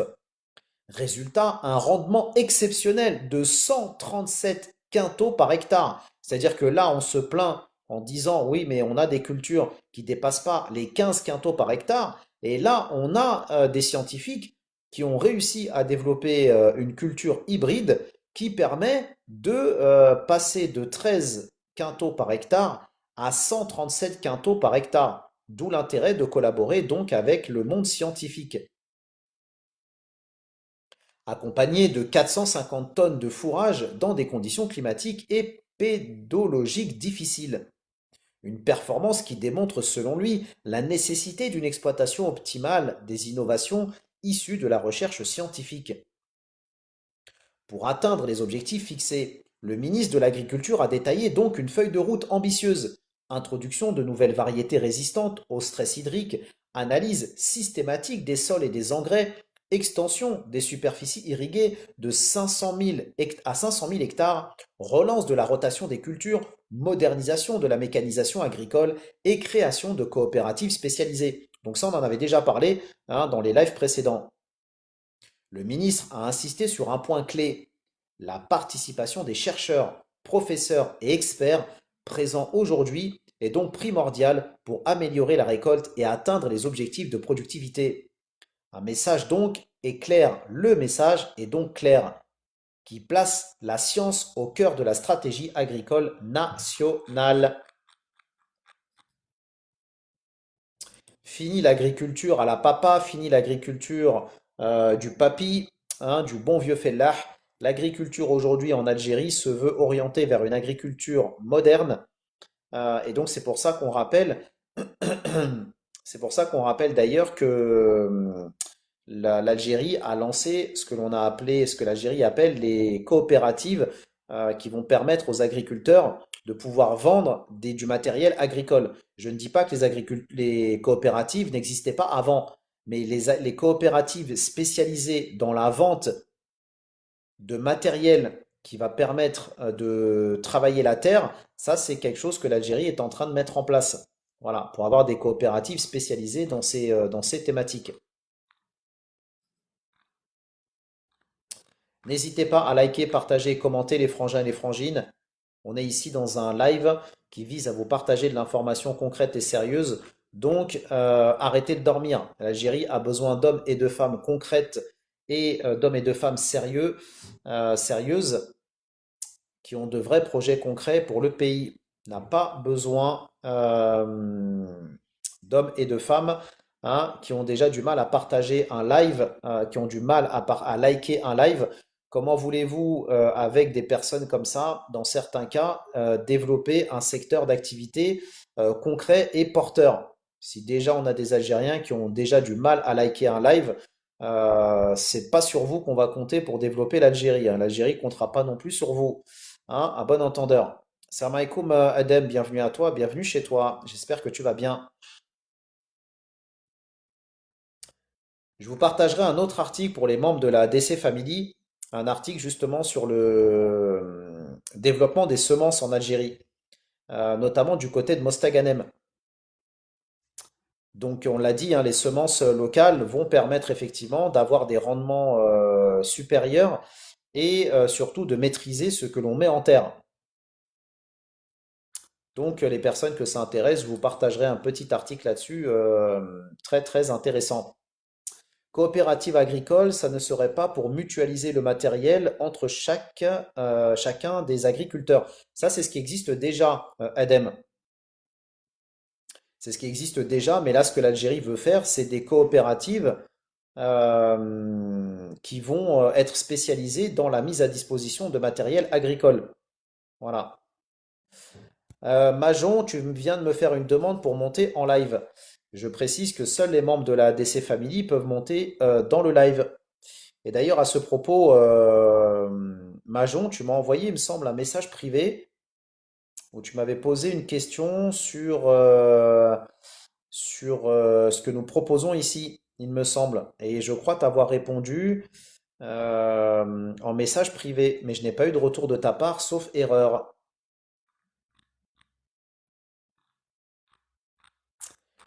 Et justement, pour aller dans ce côté mécanisation de l'agriculture, une autre information intéressante d'ailleurs. Le Premier ministre, M. Rieb, a procédé à l'installation du Conseil national de la mécanisation agricole, conformément aux instructions du président de la République relatives à la création de ce conseil qui s'inscrit dans le cadre des efforts visant à moderniser le secteur agricole et à renforcer ses capacités de production en mettant du matériel agricole à la disposition des exploitations agricoles. Donc ça, c'est ce que j'ai effectivement expliqué tout à l'heure, a indiqué donc un communiqué du ministère il y a quelques jours.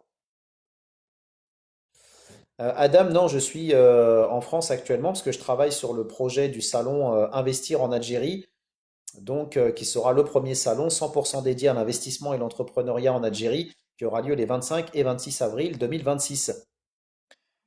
Voilà. Et je rencontre, c'est vrai, prioritairement les membres de la DC Family. Donc, Edem, je ne sais pas si tu es membre de la DC Family.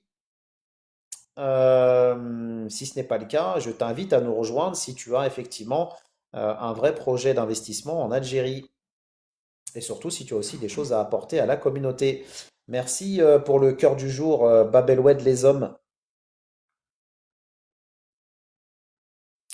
Développer du réseau et des échanges physiques, c'est bien, mais le virtuel aujourd'hui nous permet de faire beaucoup de choses et nous permet justement de pouvoir toucher des personnes qui sont aux quatre coins de l'Algérie, aux quatre coins du monde, je devrais même dire.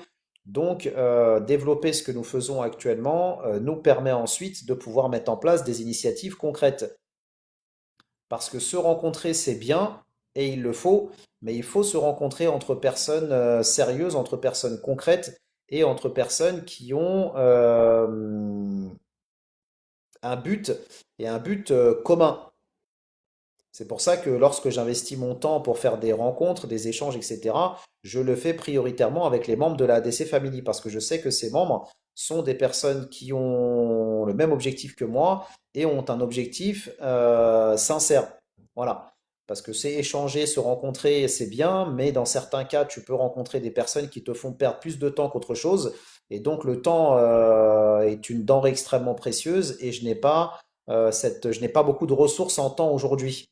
Voilà, donc c'est pour ça que je veux investir mon temps dans des choses qui en valent la peine. Et des rencontres notamment qui en valent la peine. Voilà. Donc Edem, si tu veux nous rejoindre, je t'invite à te connecter sur ma chaîne TikTok. Tu vas y trouver un lien dans ma bio. Je t'invite à cliquer dessus présentement. Tu vas avoir une fenêtre en fond vert qui va s'ouvrir.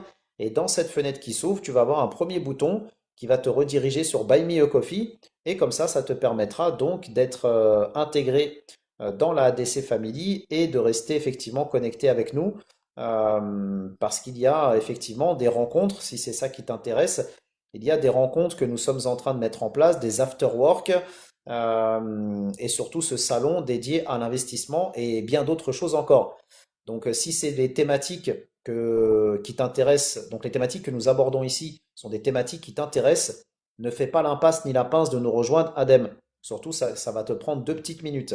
Donc, investis 2 minutes de ton temps pour faire de ces 2 petites minutes une chose concrète en nous rejoignant, Inch'Allah.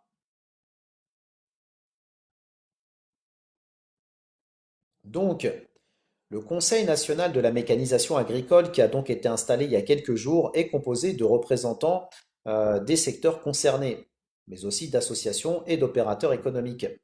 Le Premier ministre a donc donné des instructions pour doter ce Conseil d'un plan d'action prévoyant notamment le recensement complet des besoins des agriculteurs en matériel agricole, en tenant compte des spécificités de chaque filière et en veillant à identifier les besoins prioritaires pour les saisons agricoles 2025-2026, mais aussi celle qui va arriver, c'est-à-dire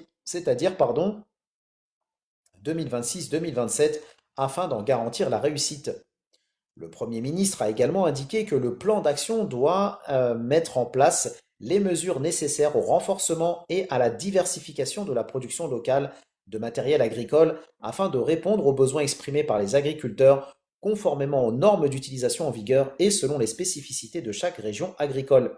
Donc c'est une excellente nouvelle parce que du coup, si ce conseil, on va dire, remplit ses objectifs et remplit ses promesses, eh ben, ça permettra d'avoir une vision pratico-pratique et une vision exhaustive des besoins des agriculteurs et donc permettre de pouvoir fabriquer ce matériel agricole pour le distribuer ensuite aux agriculteurs ou dans un premier cas l'importer et le donner le fournir aux agriculteurs.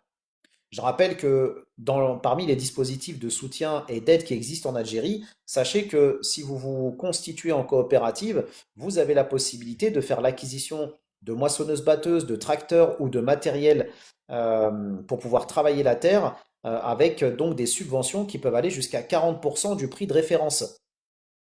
Donc c'est pas mal. Ça veut dire que 40% du prix de référence du matériel que vous souhaitez acquérir dans le cas d'une coopérative est pris en charge par les autorités algériennes. Et ça, c'est qu'une partie, c'est vraiment un dispositif d'aide parmi d'autres, parce qu'il y en a plein. Je rappelle que le secteur de l'agriculture en Algérie est l'un des secteurs les plus soutenus par les autorités algériennes, parce que c'est un secteur avec un enjeu extrêmement important de souveraineté nationale.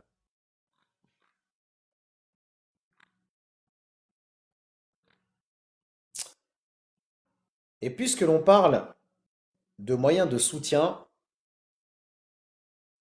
il y a un nouveau dispositif que l'État algérien vient d'activer justement pour aider les agriculteurs, notamment les agriculteurs dans le cadre de la sécheresse. Le ministère a activé le fonds de garantie contre les catastrophes naturelles et a relancé les commissions techniques au niveau des wilayas concernés. Tous les moyens humains et matériels ont été mobilisés pour établir un constat exact à travers le réseau d'experts conventionnés, donc par la Caisse nationale de mutualité agricole. Pour une meilleure adaptation au changement climatique, il a affirmé, donc le ministre de l'Agriculture a affirmé que le secteur agricole a adopté une stratégie et une feuille de route nationale visant à adapter l'activité agricole aux nouvelles conditions climatiques. Dans ce cadre, il a été décidé d'étendre les surfaces irriguées en généralisant les systèmes d'irrigation moins consommateurs d'eau, notamment le goutte à goutte, en réutilisant l'eau traitée en agriculture. Donc là, on parle des stations d'épuration notamment.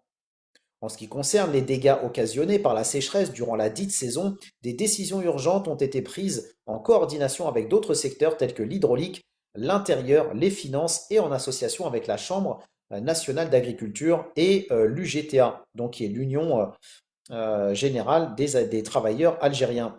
Merci, user. Il a été question aussi à ce propos d'une compensation en nature pour les producteurs de céréales des wilayas du Nord, sous la forme de fournitures gratuites de semences et d'engrais par l'OAIC et un report de 36 mois des redevances de concession agricole sans exiger un acompte de 10%. Ça, c'est pareil, c'est un autre dispositif incitatif. Les prêts FIGE qui sont proposés par la BADR, la Banque agricole du développement rural, seront également échelonnés sur 3 ans, l'État prenant déjà en charge les intérêts. Donc on rappelle que ce crédit fourni par la BADR est un crédit sans intérêt, c'est-à-dire sans riba.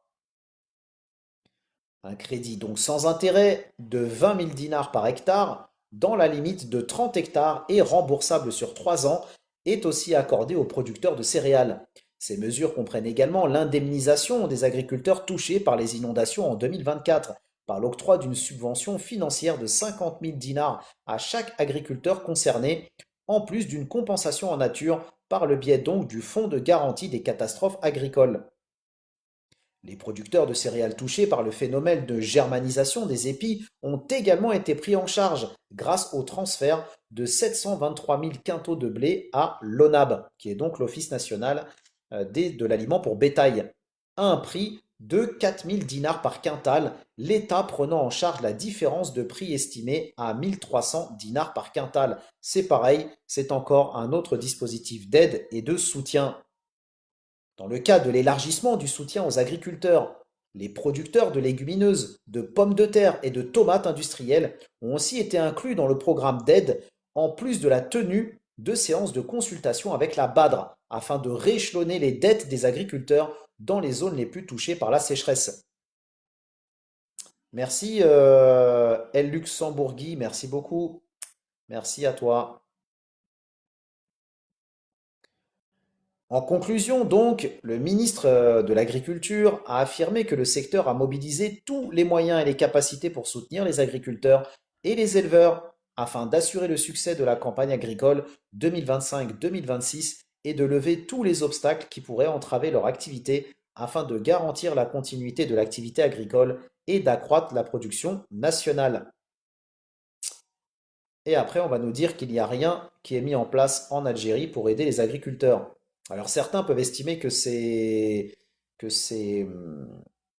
dispositifs ne sont pas suffisants. Ça peut, hein, ça peut dans certains cas, c'est vrai. Mais ça a au moins le mérite d'exister. Hein. Comme je dis toujours, un est toujours supérieur à zéro. Donc quand il n'y a pas de dispositif, on nous dit mais pourquoi il n'y a pas de dispositif? Quand on en met en place, on nous dit c'est pas suffisant. Oui, mais c'est toujours mieux que rien. Après, on peut toujours améliorer effectivement les choses, mais ça a au moins le mérite d'exister. Et ceci dit au passage, encore une fois, hein, dans un certain nombre de pays, que ce soit au Maghreb, en Afrique du Nord, ou même en Afrique de manière générale ou à travers le monde, il y a des dispositifs qui existent en Algérie qui n'existent nulle part ailleurs, des dispositifs d'aide.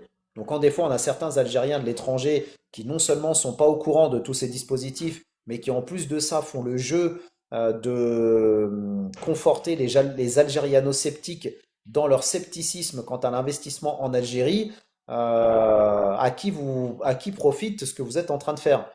Parce qu'à minima, si vous ne savez pas ou vous n'êtes pas au courant, n'allez pas dire qu'il n'y a pas de dispositif, n'allez pas dire qu'il n'y a pas de soutien en Algérie alors que vous n'en savez strictement rien.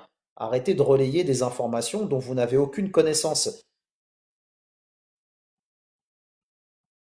Je vous partagerai un article intéressant aussi concernant le développement des capacités de stockage en Algérie. On l'a dit, hein, le stockage est l'une des stratégies mises en place par l'Algérie pour développer justement et renforcer sa souveraineté alimentaire. Et ça lui permettra aussi de pouvoir donc avoir des stocks de céréales, mais aussi de produits agricoles suffisants pour pouvoir aussi avoir une capacité de négociation plus importante sur les marchés internationaux.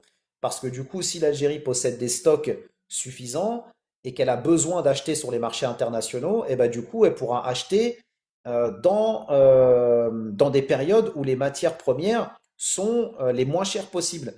Mais si l'Algérie n'a pas de stock suffisant, et ben du coup, elle va devoir agir et acheter en mode pompier, c'est-à-dire bah là j'en ai besoin, j'ai pas de stock, donc je les achète à n'importe quel prix. Et donc l'Algérie est dans une stratégie avec ses silos à terme de ne plus importer, mais d'utiliser surtout ces silos aujourd'hui dans certaines cultures où elle n'est pas encore autosuffisante, lui permettent d'avoir une force de négociation plus importante. Voilà, et de pouvoir voir venir ses futurs besoins. Donc je rappelle que l'Algérie est en train de construire plus de 350 silos de stockage à travers tout le territoire, et donc d'est en ouest et du nord au sud. Et donc là, je vous partagerai pour les membres de la DC Family les silos qui sont en train d'être construits, notamment sur la wilaya et la région de Tizi Ouzou.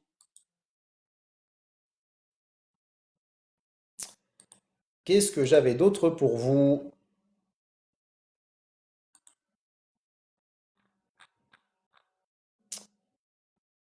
Puisqu'on parle de stockage,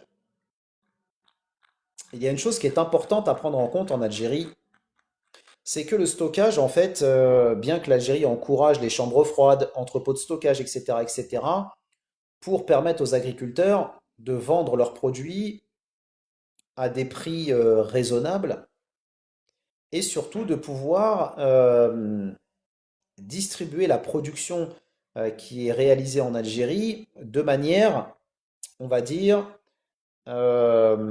échelonnée. C'est-à-dire que quand vous êtes un producteur et que vous avez récolté ce que vous avez semé et que vous avez surproduit dans certains cas, c'est déjà le cas en Algérie, hein. Vous avez de la surproduction de certaines denrées. On a parlé des oignons, on avait parlé des pastèques, on a parlé des œufs aussi dans certains cas. Donc le problème avec ces cultures, c'est que si ces produits ne sont pas conservés en l'état, en bon état, dans des conditions, on va dire, de conservation idéales, eh ben, les agriculteurs sont obligés de brader leur culture et on se retrouve donc avec un pic de production, baisse de prix brutale, et donc vous allez avoir ces produits qui vont être vendus et qui ne sont même pas qui ne remboursent même pas les, comment on pourrait dire, les coûts de production. Et donc du coup, ce qui fait que bah, les agriculteurs ne rentrent pas dans leurs frais et donc ça met en péril leur culture. Et ça fait le jeu aussi des spéculateurs. Spéculateurs qui vont donc acheter ces grandes quantités, les stocker dans des entrepôts et au final les vendre sur les marchés au moment où les prix seront les plus hauts. Et donc c'est pour ça que des fois certains Algériens ou Algériennes se plaignent en disant oui, mais pourquoi telle ou telle denrée alimentaire en Algérie coûte cher? Elle coûte cher non pas parce que l'État ne fait rien, elle coûte cher parce que des fois, dans certains cas, ce sont les spéculateurs qui revendent, donc stockent les prix illégaux, stockent les marchandises illégalement et les revendent sur le marché au moment où il y a le plus de demandes. Donc dans certains cas, c'est de leur faute. C'est à eux que revient la faute. Et donc c'est de ça dont nous allons parler dans les deux prochains articles, justement, concernant ces spéculateurs en Algérie. Mais avant ça, je viens de voir un commentaire de Spinel qui nous dit, donc ça m'intéresse. Qu'est-ce qui t'intéresse, Spinel? Est-ce que tu peux nous détailler un peu plus ce à quoi tu penses?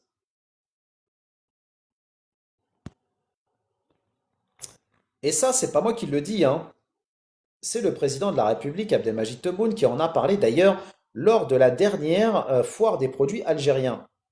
Le président de la République a de nouveau évoqué la question de la spéculation en Algérie sur les produits alimentaires subventionnés qui coûtent à l'État des milliards américains chaque année. Et il a dit, la justice les attend à propos justement de ces fameux spéculateurs.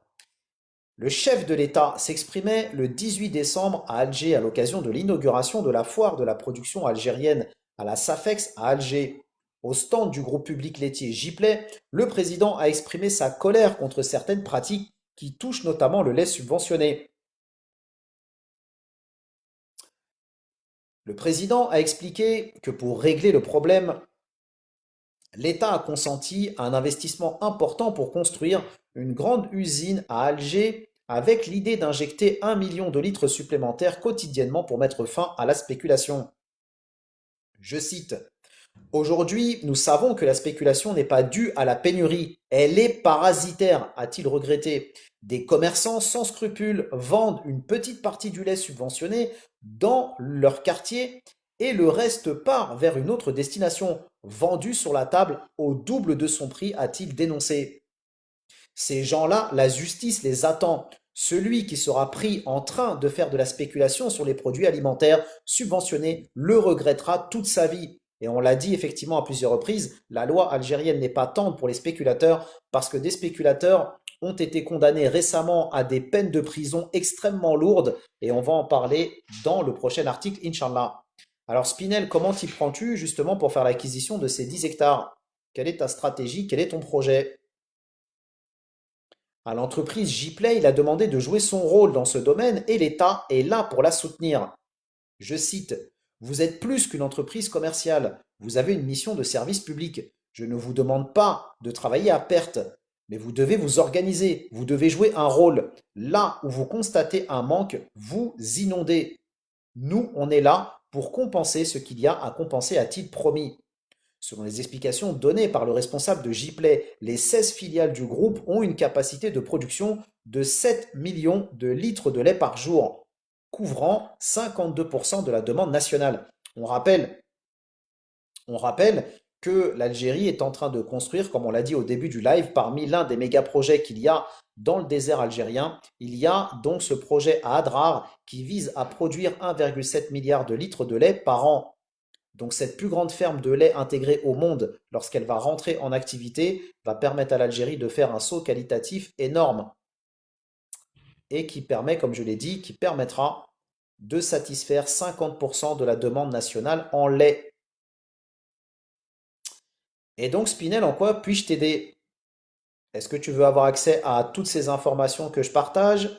Est-ce que tu veux développer ton réseau? Est-ce que tu veux travailler de manière éclairée sur ton business en Algérie? Si la réponse est oui, il y a une action de ta part à mettre en place maintenant. Et donc, et donc, et donc, et donc, et donc,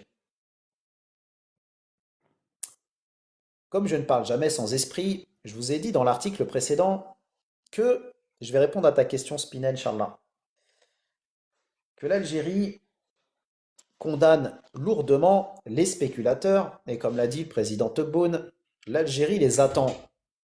Et c'est pas moi qui le dis, écoutez ce que je vais vous dire, écoutez ce que je vais vous lire.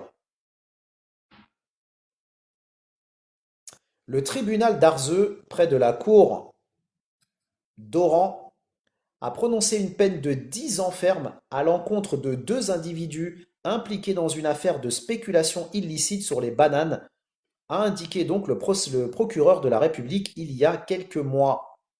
En application donc des dispositions de l'article 19 du Code de procédure pénale, le procureur de la République du tribunal d'Arzeux informe que dans le cadre de la lutte contre la spéculation illicite, une brigade mixte composée de membres de la brigade territoriale de la gendarmerie nationale d'Arzeux et d'éléments de la brigade mobile des douanes de la même ville a procédé au mois de septembre 2025 à l'arrestation des dénommés Bouaza Hamid, âgé de 38 ans, et Bahrer Mohamed, âgé de 35 ans, en flagrant délit à bord d'un camion transportant une quantité importante de bananes destinées à la spéculation illicite, dont le poids est estimé donc à plus d'une tonne. Les deux suspects ont été présentés le 8 septembre 2025 devant le tribunal d'Arzeux et déférés à la chambre correctionnelle conformément à la procédure de comparution immédiate pour le délit de spéculation illicite, suite à quoi l'affaire a été ajournée avec le placement des accusés en détention provisoire. En date donc du 22 septembre 2025, une peine de 10 ans de prison ferme a été prononcée à l'encontre des deux accusés, assortie d'une amende ferme d'1 million de dinars, avec la confiscation des marchandises saisies, outre la publication du jugement dans un journal national. Et donc, le journal en question, qui est donc c'est un communiqué de l'APS, qui est donc Algérie Presse Service, l'agence de presse officielle, qui a donc fait cet article pour relayer donc la condamnation du tribunal. Donc attention, attention, en Algérie, les choses sont en train de changer, les choses sont en train de se durcir pour les personnes qui veulent zigzaguer et faire les choses de manière tordue.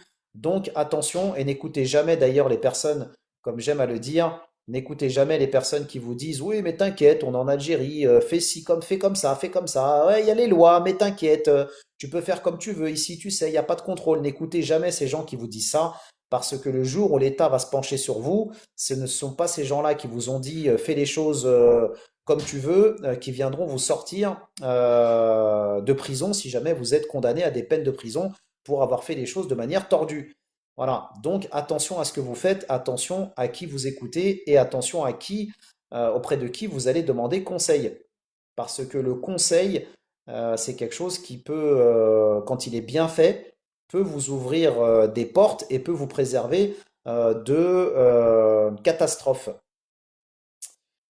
Alors, Spinel, si tu veux avoir de l'information pour avancer dans ton projet, Je t'invite à te connecter sur mon compte TikTok. Tu vas y trouver un lien dans ma bio. Tu cliques dessus. Tu vas avoir une fenêtre en fond vert qui va s'ouvrir. Et là, je t'invite présentement à cliquer sur le premier bouton qui s'appelle donc Buy Me a Coffee.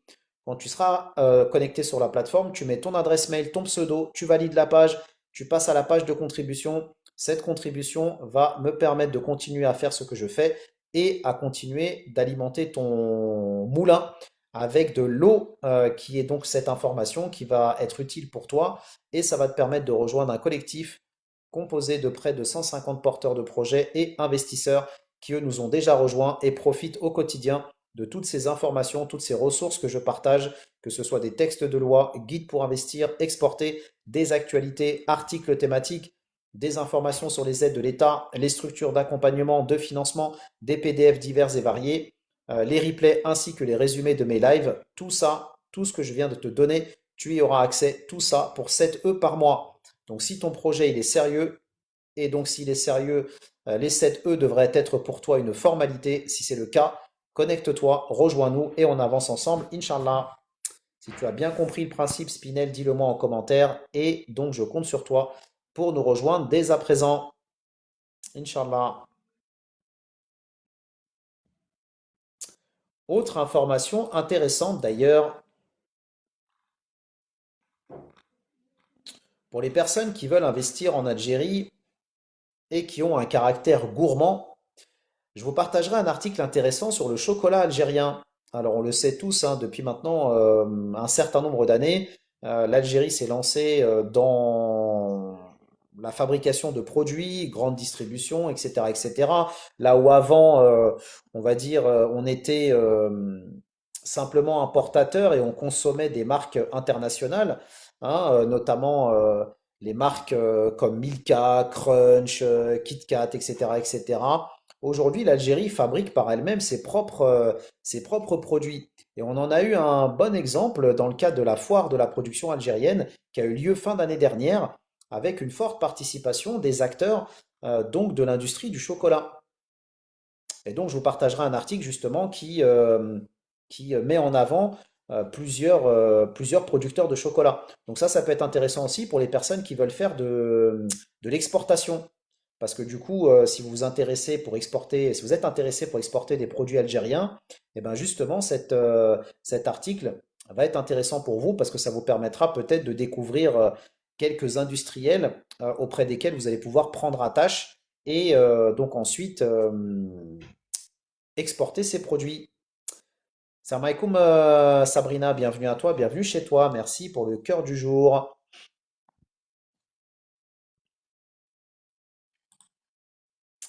Et puisque nous parlons d'exportation algérienne et notamment d'un produit algérien qui a fait fureur, c'est le moins que l'on puisse dire, ces derniers mois, c'est donc El Morgen. Et donc la saga El Morgen est loin d'être terminée, hein, parce que pour les personnes qui pensent que après avoir bloqué El Morgen en Europe, l'affaire El Morgen est terminée, c'est vous qui êtes terminé, parce que l'affaire El Morgen est loin d'être terminée. Et le produit El Morgen, au contraire, s'exporte très bien et s'exporte dans d'autres régions du monde, aux États-Unis, au Canada, mais aussi au Moyen-Orient. Encore une fois, hein, les personnes qui ont une vision centrée sur elles-mêmes et qui pensent que le monde tourne autour d'elles font une grave erreur. Et donc les personnes qui vivent en Europe pensent que parce que El Morgen a été interdit de pénétrer les marchés européens, que c'est la fin d'El Morgen. Le monde ne se réduit pas à l'Europe, à bon entendeur. Salam alaikum Lucifer, bienvenue à toi, bienvenue chez toi. Et pour preuve de ce que je dis, encore une fois, je ne parle jamais sans esprit. Un article a été fait, tiens donc, sur un média français qu'on ne peut pas accuser d'être un média algérien ni détenu par l'Algérie d'ailleurs. Il s'agit de BFM TV. Salam alaikum Lazhar, bienvenue à toi, bienvenue chez toi Frangin. J'espère que tu vas bien depuis notre dernier échange. Et donc BFM TV a fait un article il y a quelques mois que j'avais pas eu l'occasion de relayer, mais là j'en profite. et qui s'intitule malgré son interdiction en France et en Europe, la pâte à tartiner El Morgen a multiplié sa production par 10, a mis a multiplié sa production par 10 et mis le cap sur le Moyen-Orient. La pâte à tartiner, donc aux noisettes de la marque algérienne El Morgen, a connu une soudaine popularité à l'été 2024, avant d'être rapidement interdite en raison du non-respect des exigences européennes. Ça, c'est l'explication officielle, mais c'est pas, enfin, c'est l'explication officielle, mais c'est pas la vraie raison. On en a déjà parlé à plusieurs reprises. Je vais pas ouvrir cette fenêtre. Merci beaucoup, Lucifer. Un peu plus donc d'un an après l'engouement sur les réseaux sociaux, la pâte à tartiner algérienne El Morgen a nettement augmenté sa production, rapporte Bloomberg. De l'autre côté de la Méditerranée, la production quotidienne est passée de 8 tonnes avant le buzz sur les réseaux sociaux à 80 tonnes aujourd'hui, selon son fabricant, qui a également vu ses effectifs passer de 300 à 700 personnes. Donc ça, encore une fois, c'est une preuve concrète que si les produits Made in DZ arrivent à s'exporter en masse, que c'est un signe extrêmement clair et une preuve manifeste qu'avec ces exportations, on arrivera à développer l'emploi, à diversifier l'économie, etc., etc. C'est le cas avec Elmorgen qui a donc multiplié par 10 sa production et qui a par la même occasion multiplié par 2, presque et demi, ses effectifs.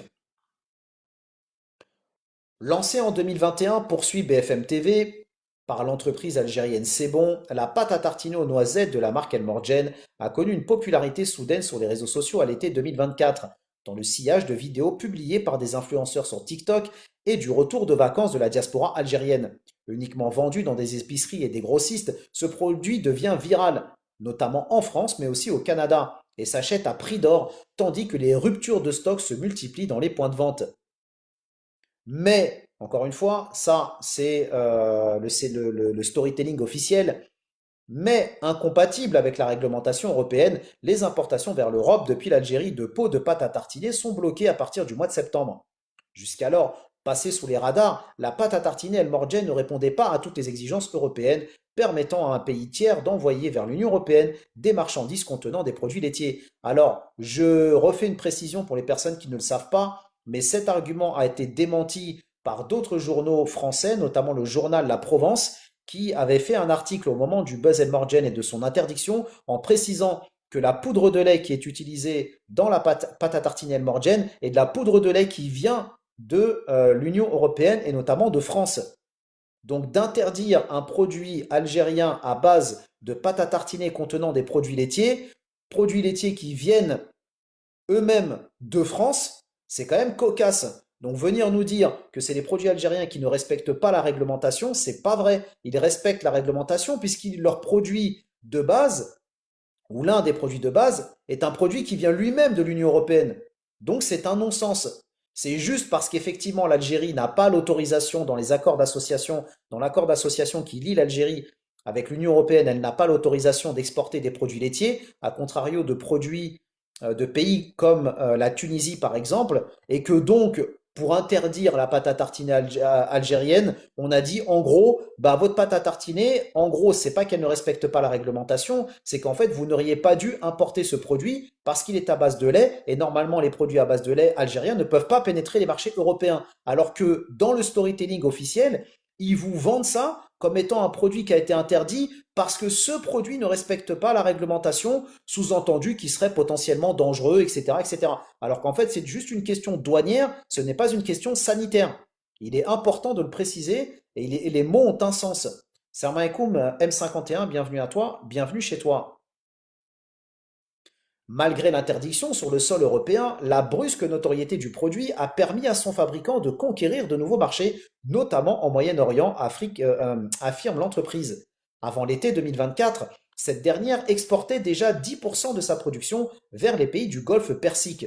C'est bon, espère néanmoins que le récent apaisement des relations franco-algériennes pourrait permettre de lui rouvrir les portes européennes. Donc ça veut dire que BFM indique bien dans son article implicitement que en réalité, c'est pas la réglementation sous-entendue blablabla européenne qui a fait interdire l'entrée d'Elmorgen, mais que c'est bien la crispation des relations entre la France et l'Algérie qui a fait que le produit a donc été un levier pour, en gros, embêter l'Algérie pour faire simple.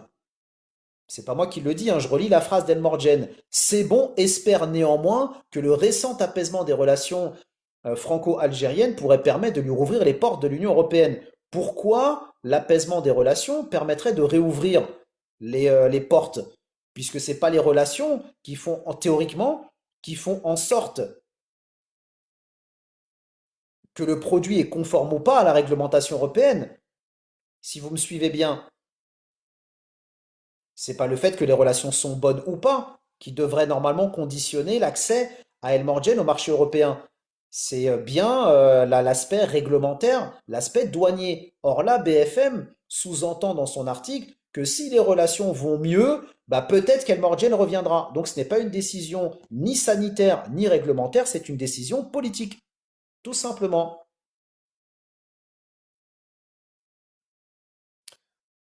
En une semaine, tout notre stock a disparu au moment du buzz sur les réseaux sociaux, a assuré le directeur commercial et porte-parole de Sebon, de l'entreprise Sebon, Amin Ouzlifi, auprès de Bloomberg.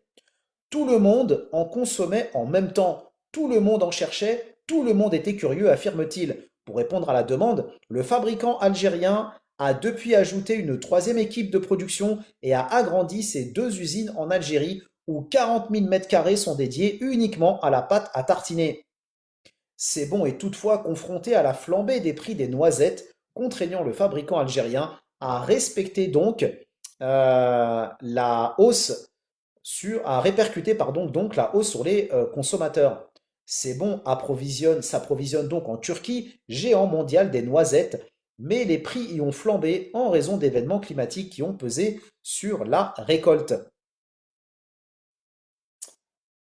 Donc c'est clair, hein, c'est net pour moi, cette histoire de c'est bon. Encore une fois, comme j'aime à le dire, tu fermes la porte à un Algérien, il reviendra par la fenêtre.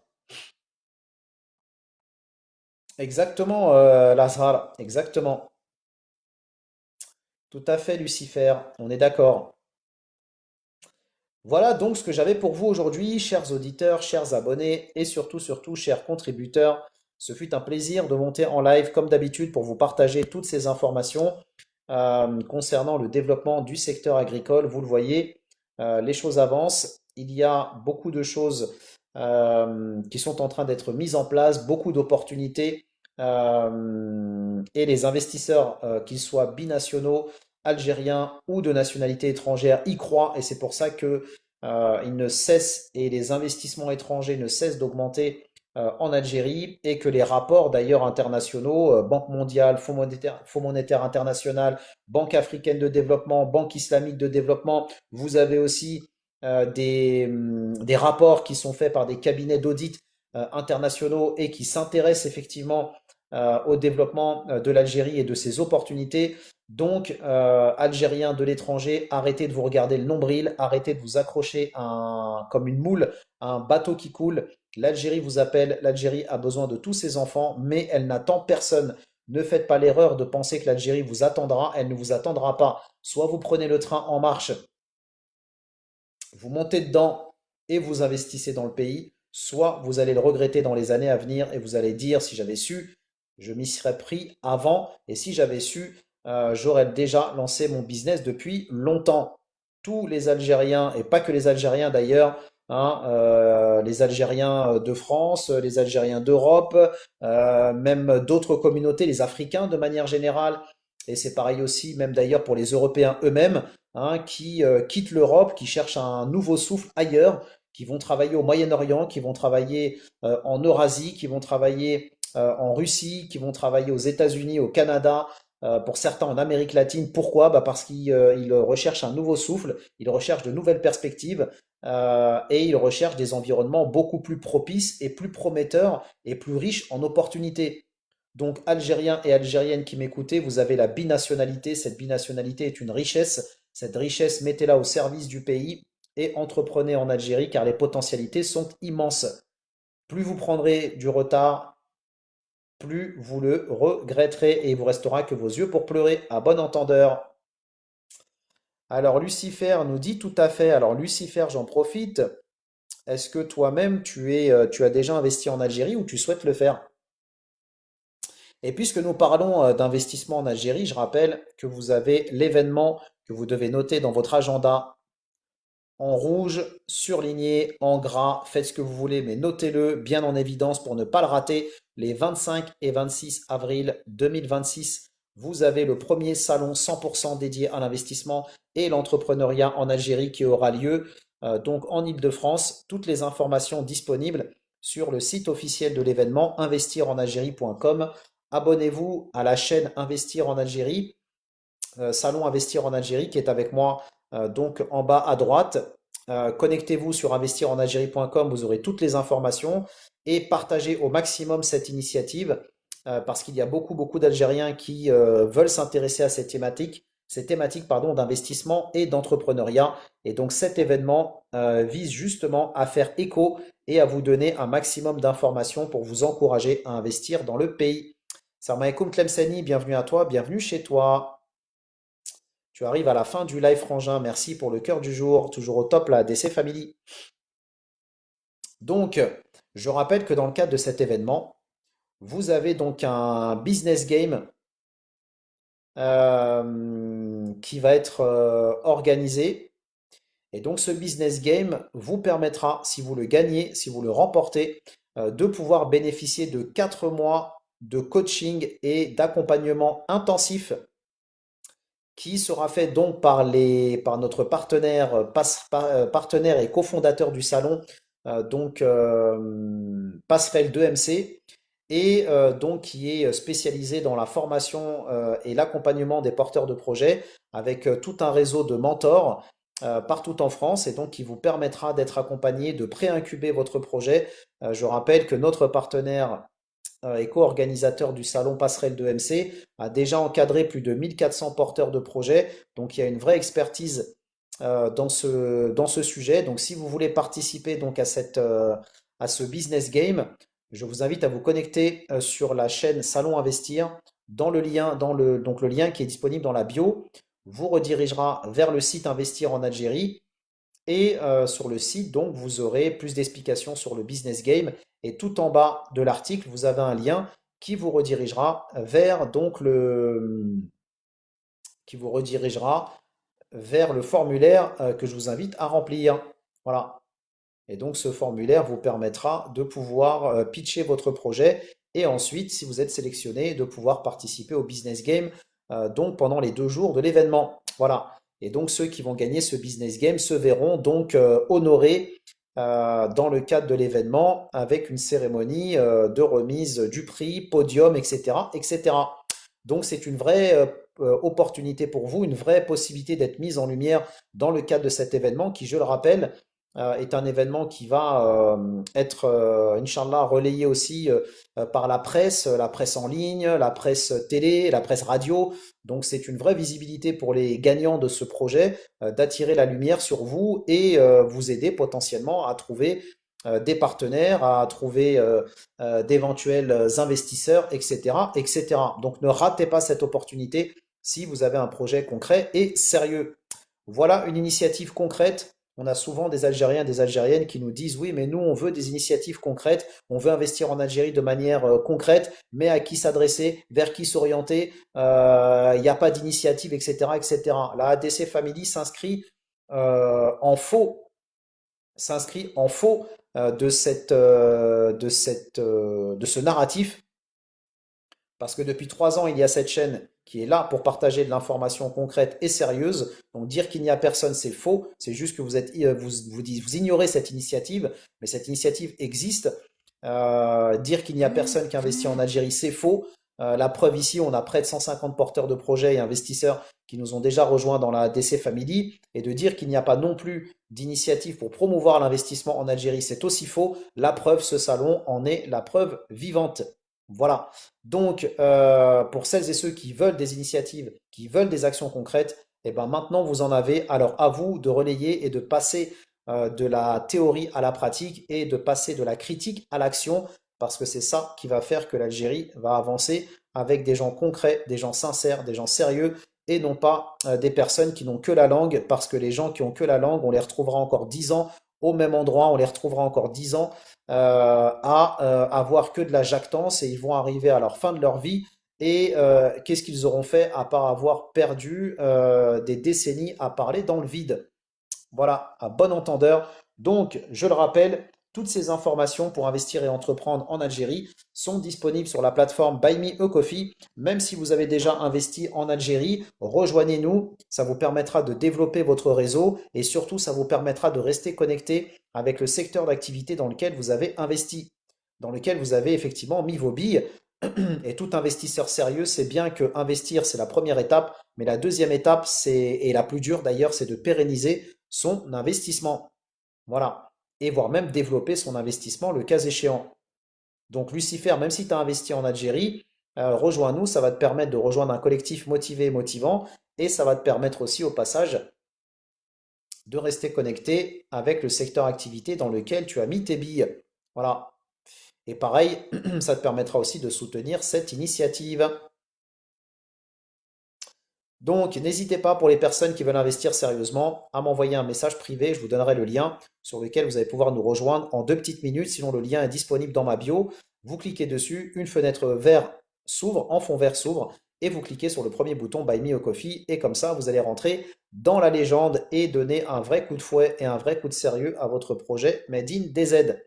Après, pour les autres, les pinces, les crevards qui sont là buggés pour 7 euros par mois, je vous le dis tout net, je vous le dis en toute bienveillance, mais avec conviction, on n'a pas besoin de vous, l'Algérie n'a pas besoin de vous, les gens qui bug, qui ont des oursins dans les poches et qui bug pour 7 balles par mois, vous ne ferez jamais rien en Algérie, ni nulle part d'ailleurs, ça n'existe pas, je le dis et je le répète et j'assume, ça n'existe pas, les porteurs de projets qui bug pour 7 E par mois, ça n'existe pas. Vous n'êtes pas un porteur de projet ou une porteuse de projet, vous êtes un rêveur ou une rêveuse, pour être gentil, pour pas dire plus.